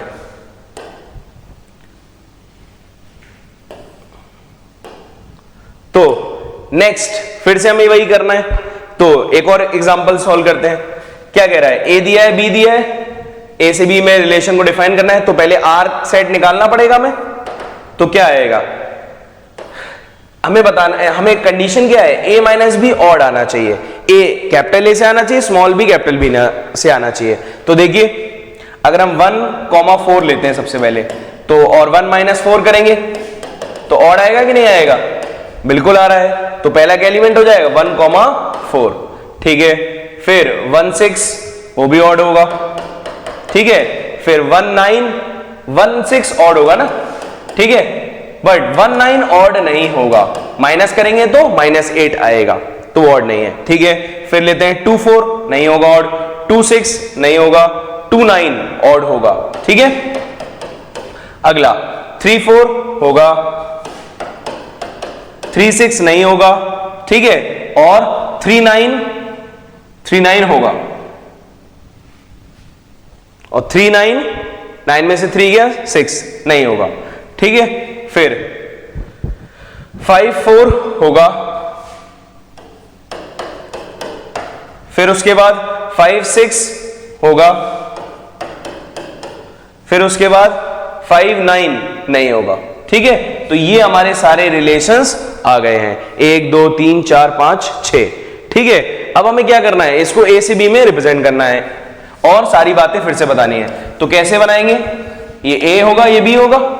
ए में कितने एलिमेंट्स है, 1 2 3 4, 1 2 3 और 5। ठीक, और बी में क्या क्या है, 4 6 9। ठीक है, रिलेशन करिए, 1 बनाइए, 1 से 4 का, फिर 1 से 6 का, फिर 2 से 9 का, फिर 3 से 4 का, फिर 5 से 4 का, और फिर 5 से 6 का। ठीक है, तो हमने एरो डायग्राम से रिप्रेजेंटेशन कर दिया है। अब हमें बताना है डोमेन। तो बेटा डोमेन क्या होगा, सेट ऑफ पहले एलिमेंट्स है ना, जो रिलेशन में आ रहे हैं। तो क्या आएगा, 1 2 3 और 5। ठीक है, ये तो हो गया। अब रेंज क्या होगा, रेंज होगा सारे एलिमेंट्स का सेट जो रिलेशन में सेकंड पे आ रहे हैं ना, जो सेकंड एलिमेंट्स हैं उनसे मिलके सेट जो बनेगा वो क्या बनेगा, रेंज बनेगा। तो क्या क्या आएगा, 4 6 9। ठीक है, और आप जानते हैं रेंज जहां से आ रही होती है उस सेट को क्या बोलते हैं, कोडोमेन। तो कोडोमेन क्या हो जाएगा, ये वाला सेट। ठीक है, ये क्या बन जाएगा, कोडोमेन। ठीक है, चलो फिर उसके बाद क्या बताना है, सब हो गया। चलो भाई अब लेते हैं। ठीक है, तो ये क्वेश्चन कंप्लीट हो गया है। इसी तरीके से सेकंड क्वेश्चन भी हमें सॉल्व करना है। चलो आइए लेते हैं नेक्स्ट क्वेश्चन। नेक्स्ट क्वेश्चन कह रहा है, एक रिलेशन दिया है, x बिलोंग कर रहा है इंटीजर को और मॉड x की वैल्यू लेस देन 3 होनी चाहिए। आप जानते हैं मॉड का क्या मतलब होता है, इसके अंदर अगर हम कुछ भी वैल्यू डालें तो ये क्या दे देता है, पॉजिटिव आंसर दे देता है। तो मॉड x की वैल्यू लेस देन 3, तो क्या क्या हो सकता है, एक आएगा -3, -2, -1, 0, 1, 2 और 3। अगर हम ये सारी वैल्यूज डालेंगे तो मॉड x की वैल्यू क्या आएगी हमारी, लेस देन इक्वल टू 3 आएगी। आप डाल के चेक भी कर सकते हैं। ठीक है, तो हमारा डोमेन क्या हो जाएगा, ये सारी वैल्यूज क्या हो जाएंगी, हमारा डोमेन बन जाएगा। ठीक है, अब जब हम इसको डालेंगे y में तो हमारा रेंज आ जाएगा। तो y इक्वल टू कितना है, मॉड x -1। ठीक, डाल के देखिए, -3 डालेंगे तो कितना आएगा, -3 -1, तो ये आ जाएगा, ये आएगा -4 का मॉड जो कि होता है 4। तो रेंज के क्या क्या आंसर आएगा, ये आएगा 4। फिर -2 डालिए, -2 -1, -3 का मॉड 3 आ जाएगा। फिर -1 डालेंगे 2 आ जाएगा। ठीक है, 0 डालेंगे तो 1 आ जाएगा।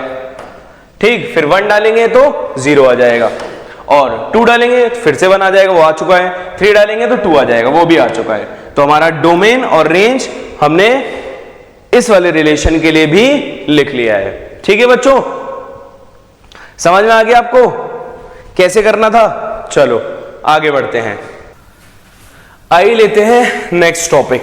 तो नेक्स्ट टॉपिक क्या है अपना, नेक्स्ट टॉपिक है कि बाइनरी रिलेशन और इनवर्स रिलेशन का क्या मतलब है। देखिए बाइनरी रिलेशन का क्या मतलब है, जैसे हम मान लें कोई एक सेट है हमारे पास A, ठीक है, और ये नॉन एम्प्टी सेट है। अगर हम इसका खुद के साथ क्रॉस कराएं तो क्या होगा, A क्रॉस A बनेगा। ठीक है, तो जितने भी सबसेट्स होंगे, क्या जितने भी सबसेट्स होंगे, every subset of A cross A, कोई भी सबसेट हो A क्रॉस A का, वो सब क्या कहलाएंगे, वो सब कहलाएंगे बाइनरी रिलेशन। ठीक है, या सिंपली हम कह सकते हैं रिलेशन ऑन A। ठीक है, समझ गए मतलब बाइनरी रिलेशन का क्या है। इसी तरीके से एक एम्प्टी रिलेशन भी होता है, ठीक है। क्या? एम्प्टी या वॉइड रिलेशन। क्या मतलब है इसका? क्योंकि फाई क्या होता है? सबसेट होता है ए क्रॉस ए का, इसलिए हम उसको क्या कह देते हैं? एम्प्टी या वॉइड रिलेशन, ठीक है। और इसी तरीके से एक होता है यूनिवर्सल रिलेशन। तो यूनिवर्सल रिलेशन का क्या मतलब है? ए क्रॉस ए खुद ही का सबसेट है, तो इसलिए हम उसको क्या कह देते हैं? A cross A is a universal relation, ठीक है। समझ गए अभी सब बातें? ठीक है। एक और होता है, एक होता है आइडेंटिटी रिलेशन। क्या होता है? Identity relation. कब? जैसे हम मान लें कोई एलिमेंट है, ठीक है, ए, तो ए कॉमा ए बनना चाहिए, और ए किस में बिलोंग करना चाहिए? उस सेट ए में। क्या? खुद का खुद से रिलेशन, तो हम क्या कह देंगे? आइडेंटिटी रिलेशन, ठीक है। तो ये तीनों रिलेशन आपको समझ में आ गए होंगे, ठीक है। जैसे एग्जांपल के फॉर्म में अगर हम इसकी बात करें, 2,2 हो सकता है, 1,1 खुद का खुद से रिलेशन है, और वो एलिमेंट कहां बिलोंग कर रहा है? सेट ए में, तो हम उसको क्या बोलेंगे? आइडेंटिटी रिलेशन बोल देंगे, ठीक है बच्चों। तो होपफुली आपको ये सब बातें समझ में आ गई होंगी, ठीक है। उसके बाद हमें समझना है इनवर्स रिलेशन का क्या मतलब है, ठीक है। तो इनवर्स रिलेशन को समझते हैं। देखिए, इनवर्स रिलेशन का मतलब है, अगर मान लेते हैं ए कॉमा बी बिलोंग कर रहा है आर में, ठीक है, तो इनवर्स रिलेशन का मतलब है b comma a should belongs to R inverse. ये है इनवर्स रिलेशन, ठीक है। तो हम ऐसा भी कह सकते हैं कि जो डोमेन होगी आर की, वो किसके बराबर हो जाएगी? रेंज ऑफ आर इनवर्स के बराबर हो जाएगी, ठीक है। और जो रेंज होगी आर की, वो किसके बराबर हो जाएगी? वो डोमेन ऑफ आर इनवर्स के बराबर हो जाएगी, ठीक है। कब? जब ए कॉमा बी बिलोंग कर रहा है आर में, तो b comma a will belong in R inverse, ठीक है।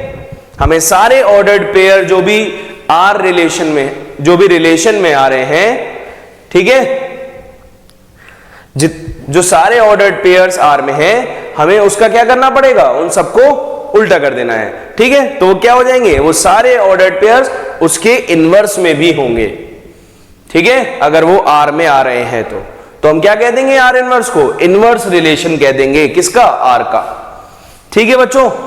तो जो डोमेन होगी आर की, वो रेंज बन जाएगी आर इनवर्स की, और जो रेंज होगी आर की, वो डोमेन बन जाएगी आर इनवर्स की, ठीक है बच्चों। चलो अब लेते हैं कुछ क्वेश्चंस। आइए लेते हैं फर्स्ट क्वेश्चन। तो फर्स्ट क्वेश्चन क्या कह रहा है? आर एक रिलेशन है, ठीक है, जिसमें ए और बी दोनों नेचुरल नंबर हैं, ठीक है, और ये कंडीशन सेटिस्फाई होनी चाहिए। तो रखते हैं वैल्यूज कि ऐसा आ जाए। तो अगर हम यहां पे लिख लें, कंडीशन है 2a plus B equal to 10, तो b क्या आएगा? 10 माइनस 2a, ठीक है। तो अगर हम यहां से a की वैल्यू रखते जाएं, a रखें 1, a अगर हमने रखा 1, ठीक है, तो b क्या आएगा? b आएगा 8, अगर आप 1 रखेंगे, ठीक है। तो 10 माइनस 2 इंटू 1 कितना आएगा? 8 आ जाएगा। तो पहला बन जाएगा 1,8, ठीक है। दूसरी वैल्यू रखिए, 2 रखेंगे तो क्या आएगा? 6 आएगा। तो 2,6 बन जाएगा पेयर, ठीक है। फिर उसके बाद 3 रखेंगे तो क्या आएगा? 10 माइनस 6 4 आ जाएगा, 3,4 हो जाएगा, ठीक है। 4 रखिए, 4 रखेंगे तो 8 आएगा। तो अगला पेयर बन जाएगा 4 रखेंगे तो क्या आएगा? 10 माइनस 2 इंटू 4 2 आएगा, ठीक है। फिर उसके बाद 5 रखते हैं तो ये 0 हो जाएगा, और वो नेचुरल नंबर नहीं होता है। तो इसीलिए हमारे पास बस इतने ही पेयर आएंगे, ठीक है। तो हमारा रिलेशन आर हमने निकाल लिया है, और हमसे क्या कह रहा है? प्रूफ करिए कि बाइनरी रिलेशन है। किसका? एन का। तो आप जानते हैं बाइनरी रिलेशन में क्या सिखाया था? अगर आर सबसेट है किसका? एन क्रॉस एन का, ठीक है। अगर आर सबसेट है कि नहीं है एन क्रॉस एन का, तो यहां से प्रूव हो जाएगा कि नहीं हो जाएगा कि बाइनरी रिलेशन है एन का। अगर सबसेट होता है तो हम जानते हैं उसी को हम क्या कहते हैं? सारे सबसेट जो भी होंगे उस सेट के क्रॉस के, तो हम क्या बोलेंगे उसको? हम बोलेंगे उसका वो क्या है? बाइनरी रिलेशन है, ठीक है, प्रूव हो गई बात। चलो अब डोमेन क्या होगा, आप जानते हैं जितने पहले पहले एलिमेंट्स हैं वो सब डोमेन बनेंगे, तो डोमेन क्या होगा 1 2 3 और 4, ठीक। और रेंज क्या आएगी, रेंज आ जाएगी क्या क्या, हमारे पास आएगी रेंज 2 4 6 और 8, ठीक है, तो रेंज भी आ गई। अब कोडोमेन क्या, आप जानते हैं सारे कहां से आ रहे हैं, किसके सेट से आ रहे हैं, नेचुरल नंबर के, तो कोडोमेन क्या हो जाएगी, कोडोमेन हो जाएगी हमारी सेट ऑफ नेचुरल नंबर, ठीक है बच्चों। तो हमने पहला क्वेश्चन बहुत इजीली सॉल्व कर लिया है, ठीक है।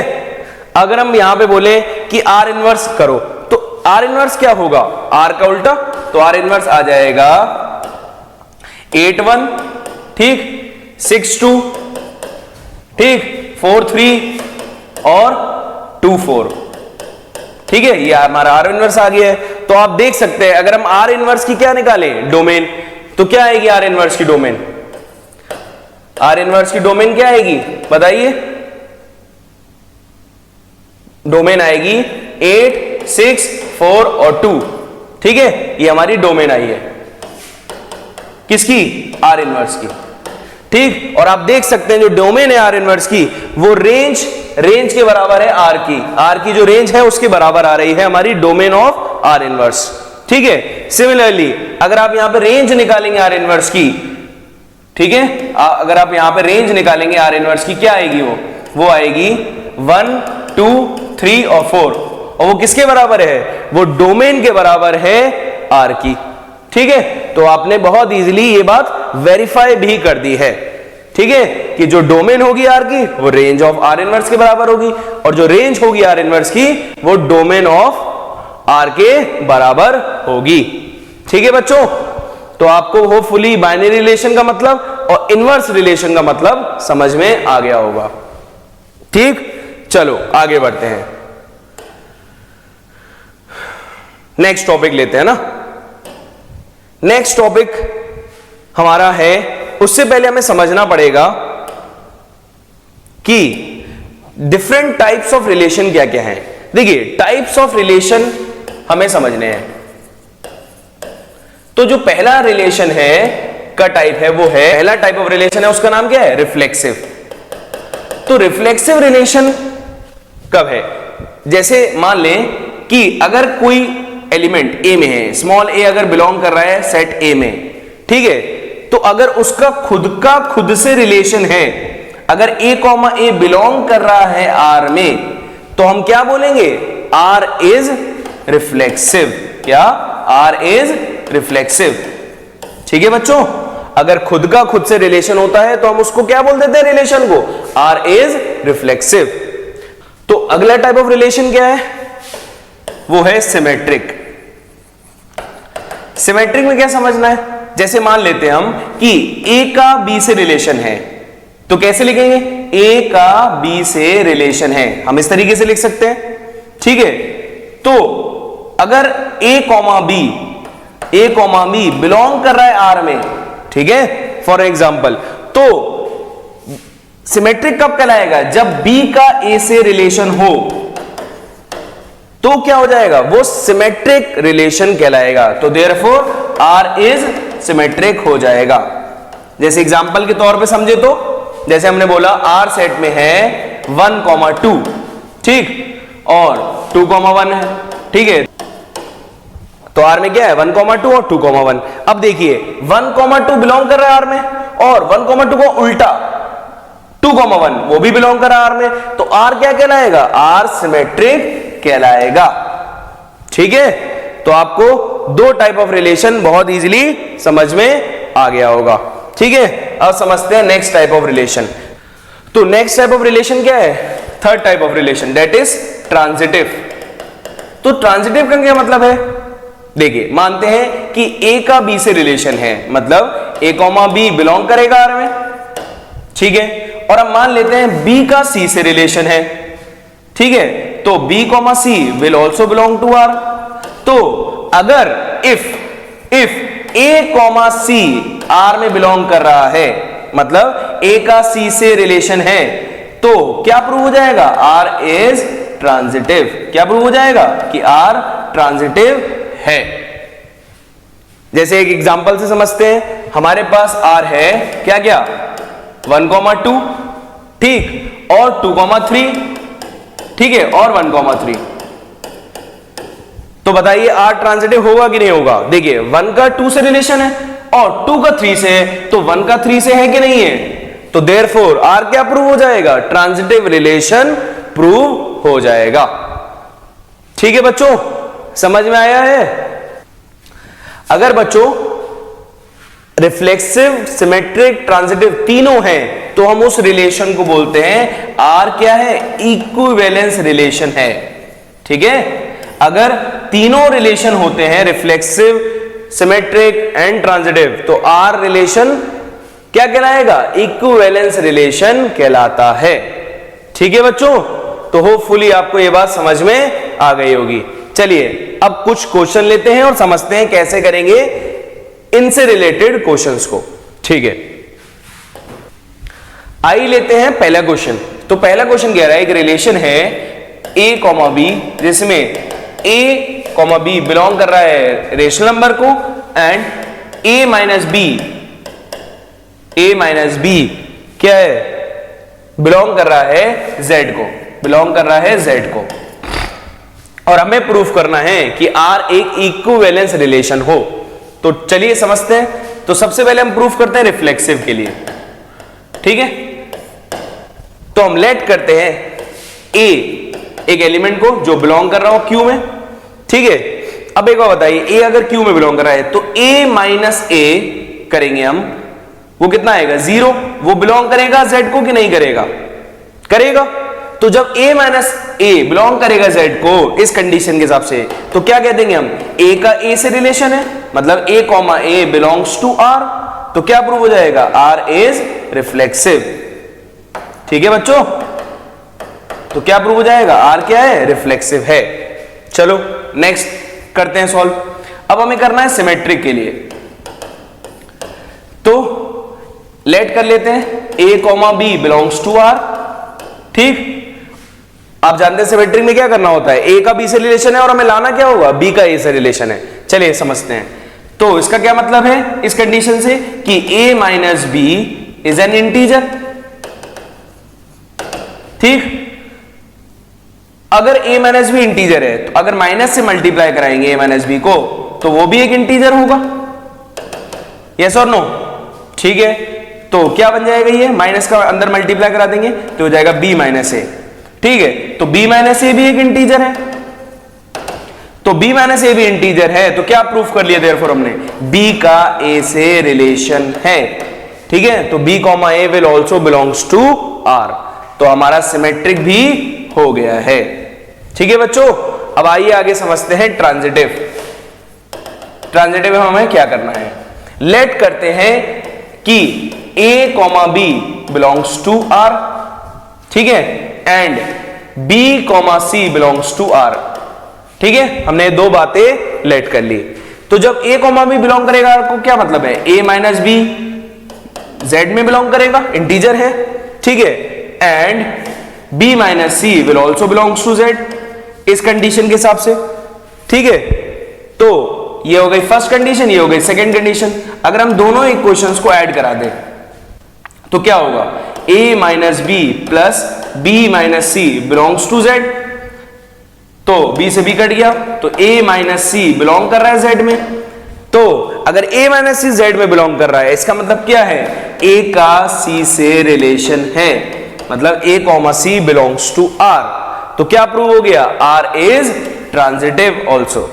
ठीक है, तो R अगर रिफ्लेक्सिव भी है, सिमेट्रिक भी है, ट्रांजिटिव भी है, तो इसका मतलब क्या है बच्चों, R एक इक्विवेलेंस रिलेशन है। ठीक है, तो होपफुली आपको क्वेश्चन बहुत आसानी से समझ में आया होगा। बच्चों ये बहुत इंपॉर्टेंट क्वेश्चंस हैं, इसमें से एक आपको जरूर पेपर में मिलेगा। ठीक है, तो ध्यान से आप पैटर्न को समझिए और सारे क्वेश्चंस को प्रैक्टिस करिए। चलो लेते हैं नेक्स्ट क्वेश्चन।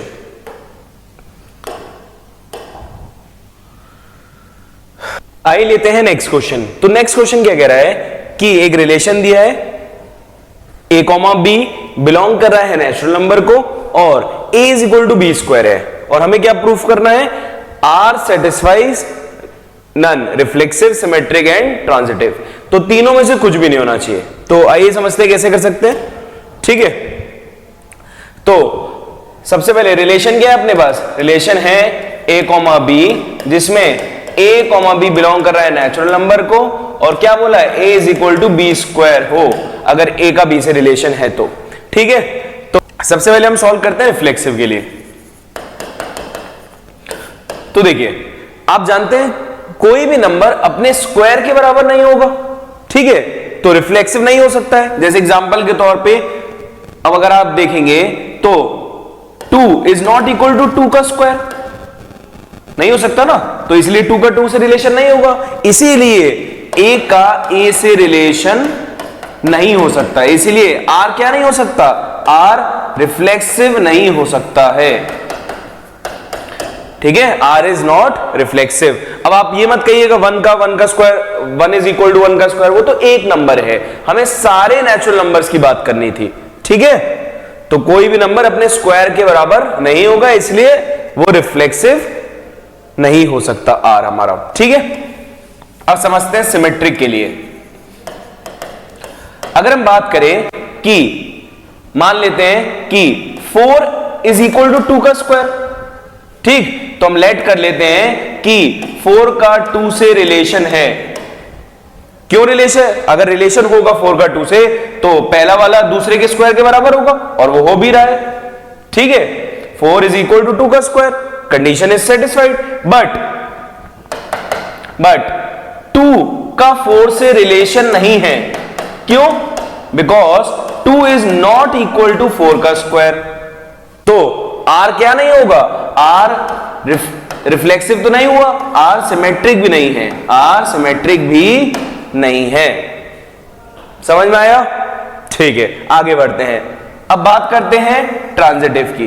तो ट्रांजिटिव की अगर हम बात करें तो देखिए एग्जांपल लेते हैं, मानते हैं लेट करते हैं कि 81 का 9 से रिलेशन है। ठीक है, क्यों, क्योंकि 81 इज इक्वल टू 9 का स्क्वायर। ठीक, और एक और मानते हैं कि 9 का 3 से रिलेशन है, यस और नो, क्योंकि 9 इज इक्वल टू 3 का स्क्वायर। ठीक है, बट हम जानते हैं कि 81 का 3 से रिलेशन नहीं हो पाएगा। a का b से है, b का c से है, बट a का c से नहीं हो रहा है। क्यों, क्योंकि 81 इज नॉट इक्वल टू 3 का स्क्वायर, तो इसीलिए r ट्रांजिटिव भी नहीं हो पाएगा। तो ना तो r रिफ्लेक्सिव है बच्चों, ना सिमेट्रिक है, ना ही r हमारा ट्रांजिटिव हो पा रहा है यहां पे। ठीक है बच्चों, तो बहुत ही अच्छा क्वेश्चन था, होपफुली आपको समझ में आया होगा। आइए लेते हैं नेक्स्ट क्वेश्चन। तो नेक्स्ट क्वेश्चन कह रहा है कि हमारे पास एक रिलेशन दिया है जिसमें हमें बोल रहा है a कोमा b का रिलेशन है तो 1 plus A be greater than 0 होगा, और हमें प्रूफ करना है r रिफ्लेक्सिव है, सिमेट्रिक है, पर ट्रांजिटिव नहीं है। ठीक है बच्चों, तो समझे, चलो समझते हैं। ठीक है, तो सबसे पहले तो क्या दिया है रिलेशन,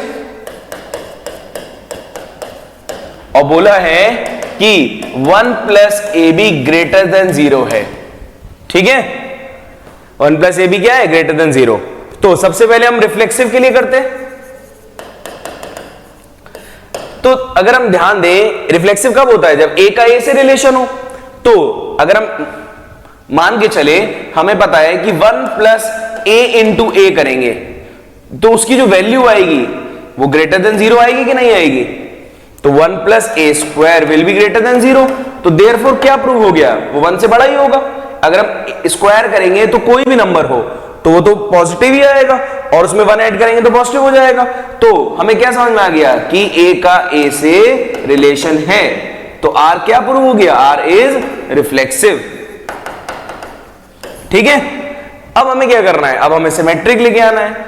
तो सिमेट्रिक के लिए क्या कर सकते हैं, हम लेट करते हैं कि ए का बी से रिलेशन है, ठीक, मतलब 1 plus A be greater than 0, ठीक है। अगर हम इस बात को ऐसे लिख ले 1 प्लस बी ए ग्रेटर देन 0, तो एक ही मतलब है दोनों बातों का। तो इससे क्या प्रूव हो गया? इससे प्रूव हो गया कि बी का ए से रिलेशन है, बी का ए से रिलेशन है, ठीक है। तो क्या प्रूव हो गया? R is symmetric, R is symmetric, ठीक है बच्चों। अब करते हैं ट्रांजिटिव। अब देखिए ट्रांजिटिव को हमें एग्जांपल से करना पड़ेगा, वो हो नहीं पाएगा वरना, ठीक। हम लोग मान के चलते हैं 3 नंबर, ठीक है। अब देखिए 3 नंबर, अब आप कुछ और मानेंगे, ठीक है। तो बुक में जो एग्जांपल लिया है आप वही मानिएगा, ठीक है। ये क्वेश्चन आर.एस. अग्रवाल का है, तो बुक में जो एग्जांपल है, ठीक है, इन 3 नंबर के लिए वही आप मानिएगा, ठीक। अब आप दिमाग लगाएंगे पेपर में तो हो सकता है आप सोच ना पाए वो नंबर्स, तो इसीलिए ये नंबर याद कर लीजिए ना, क्या -2/3, 1 और 2, ठीक। ये 3 नंबर आपने मान लिए। कैसे मानेंगे? हम मान के चलते हैं कि -2/3, 1 बिलोंग कर रहा है आर में, ठीक, एंड लेट करा है हमने, एंड 1 का 2 से रिलेशन है, 1, 2 बिलोंग्स टू आर, ठीक है। हमें 2 मानने होते हैं, हमने मान लिया, ए का बी से और बी का सी से, ठीक। तो इसका क्या मतलब है? 1 प्लस -2/3 इंटू 1 ग्रेटर देन 0, और आप देख सकते हैं 1 माइनस 2/3 ये आएगा 1/3, ग्रेटर देन 0 है कि नहीं है? बिल्कुल है। यहां पे मानिए 3 नंबर, ठीक है। तो क्या आएगा अगर हम सॉल्व करें? तो ये आएगा 1 plus a into b, 1 into 2 greater than 0, तो 1 प्लस 2 ग्रेटर देन 0, तो आ रहा है 3 इज ग्रेटर देन 0, ये भी बात ट्रू है, ठीक है। बट -2/3, 2 का खुद का रिलेशन नहीं है, क्यों? अगर आप सॉल्व करेंगे तो क्या आएगा? 1 प्लस -2/3 इंटू 2, तो सॉल्व करिए, ये हो जाएगा 1 माइनस 4/3, तो आ जाएगा माइनस का 1/3, और जो कि ग्रेटर देन नहीं लेस देन 0 है, तो इसीलिए कंडीशन सेटिस्फाई नहीं हुई, तो -2/3, 2 का रिलेशन नहीं है, तो इसीलिए क्या नहीं प्रूव हो पाया? ट्रांजिटिव हमारा आर नहीं प्रूव हो पाया है, ठीक है बच्चों। तो बहुत ही इस क्वेश्चन में ये वाला पार्ट इंपॉर्टेंट था। अगर आप इसमें एग्जाम्पल आपको पता होगा तो आप फटाफट कर लेंगे, अदरवाइज आपको बहुत सोचने के बाद एग्जाम्पल मिल पाएगा, ठीक है। तो हमारी एडवाइस आपको ये रहेगी कि आप ये तीनों ये जो एग्जाम्पल है इसको आप, ये जो नंबर्स हमने लिए हैं, ऐसे नंबर कोई 3 नंबर आप याद रखना और वही पेपर में सॉल्व करके आना, ठीक है। चलो आगे बढ़ते हैं, लेते हैं नेक्स्ट क्वेश्चन।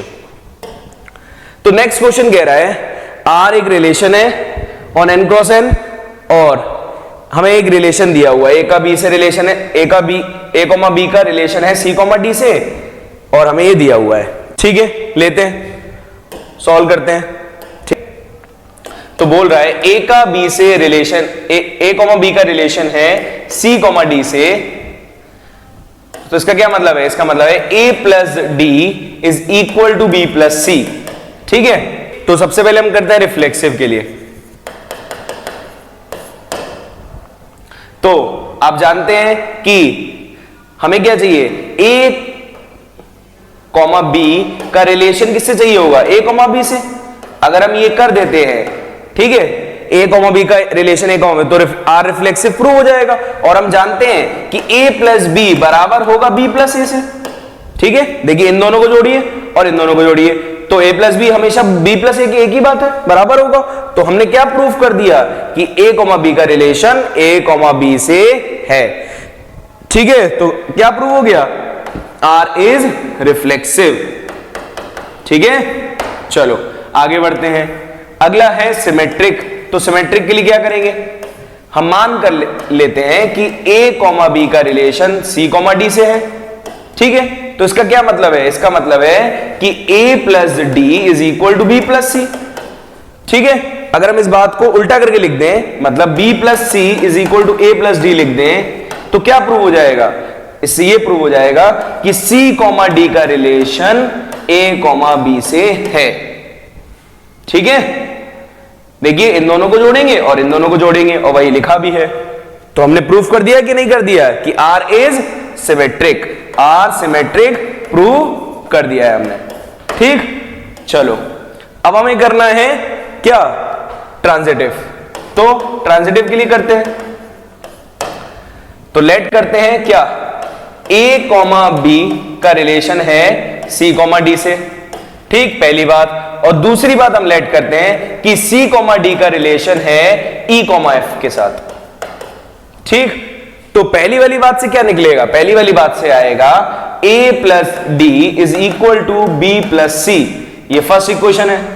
ठीक, और इस वाली बात से निकलेगा कि C plus F is equal to D plus E. ठीक है, ये हमारी सेकेंड इक्वेशन बन गई। अगर हम दोनों इक्वेशंस को जोड़ दें, ऐड कर दें फर्स्ट प्लस सेकेंड इक्वेशन को, तो क्या आएगा? A plus D plus C plus F is equal to B plus C plus D plus E.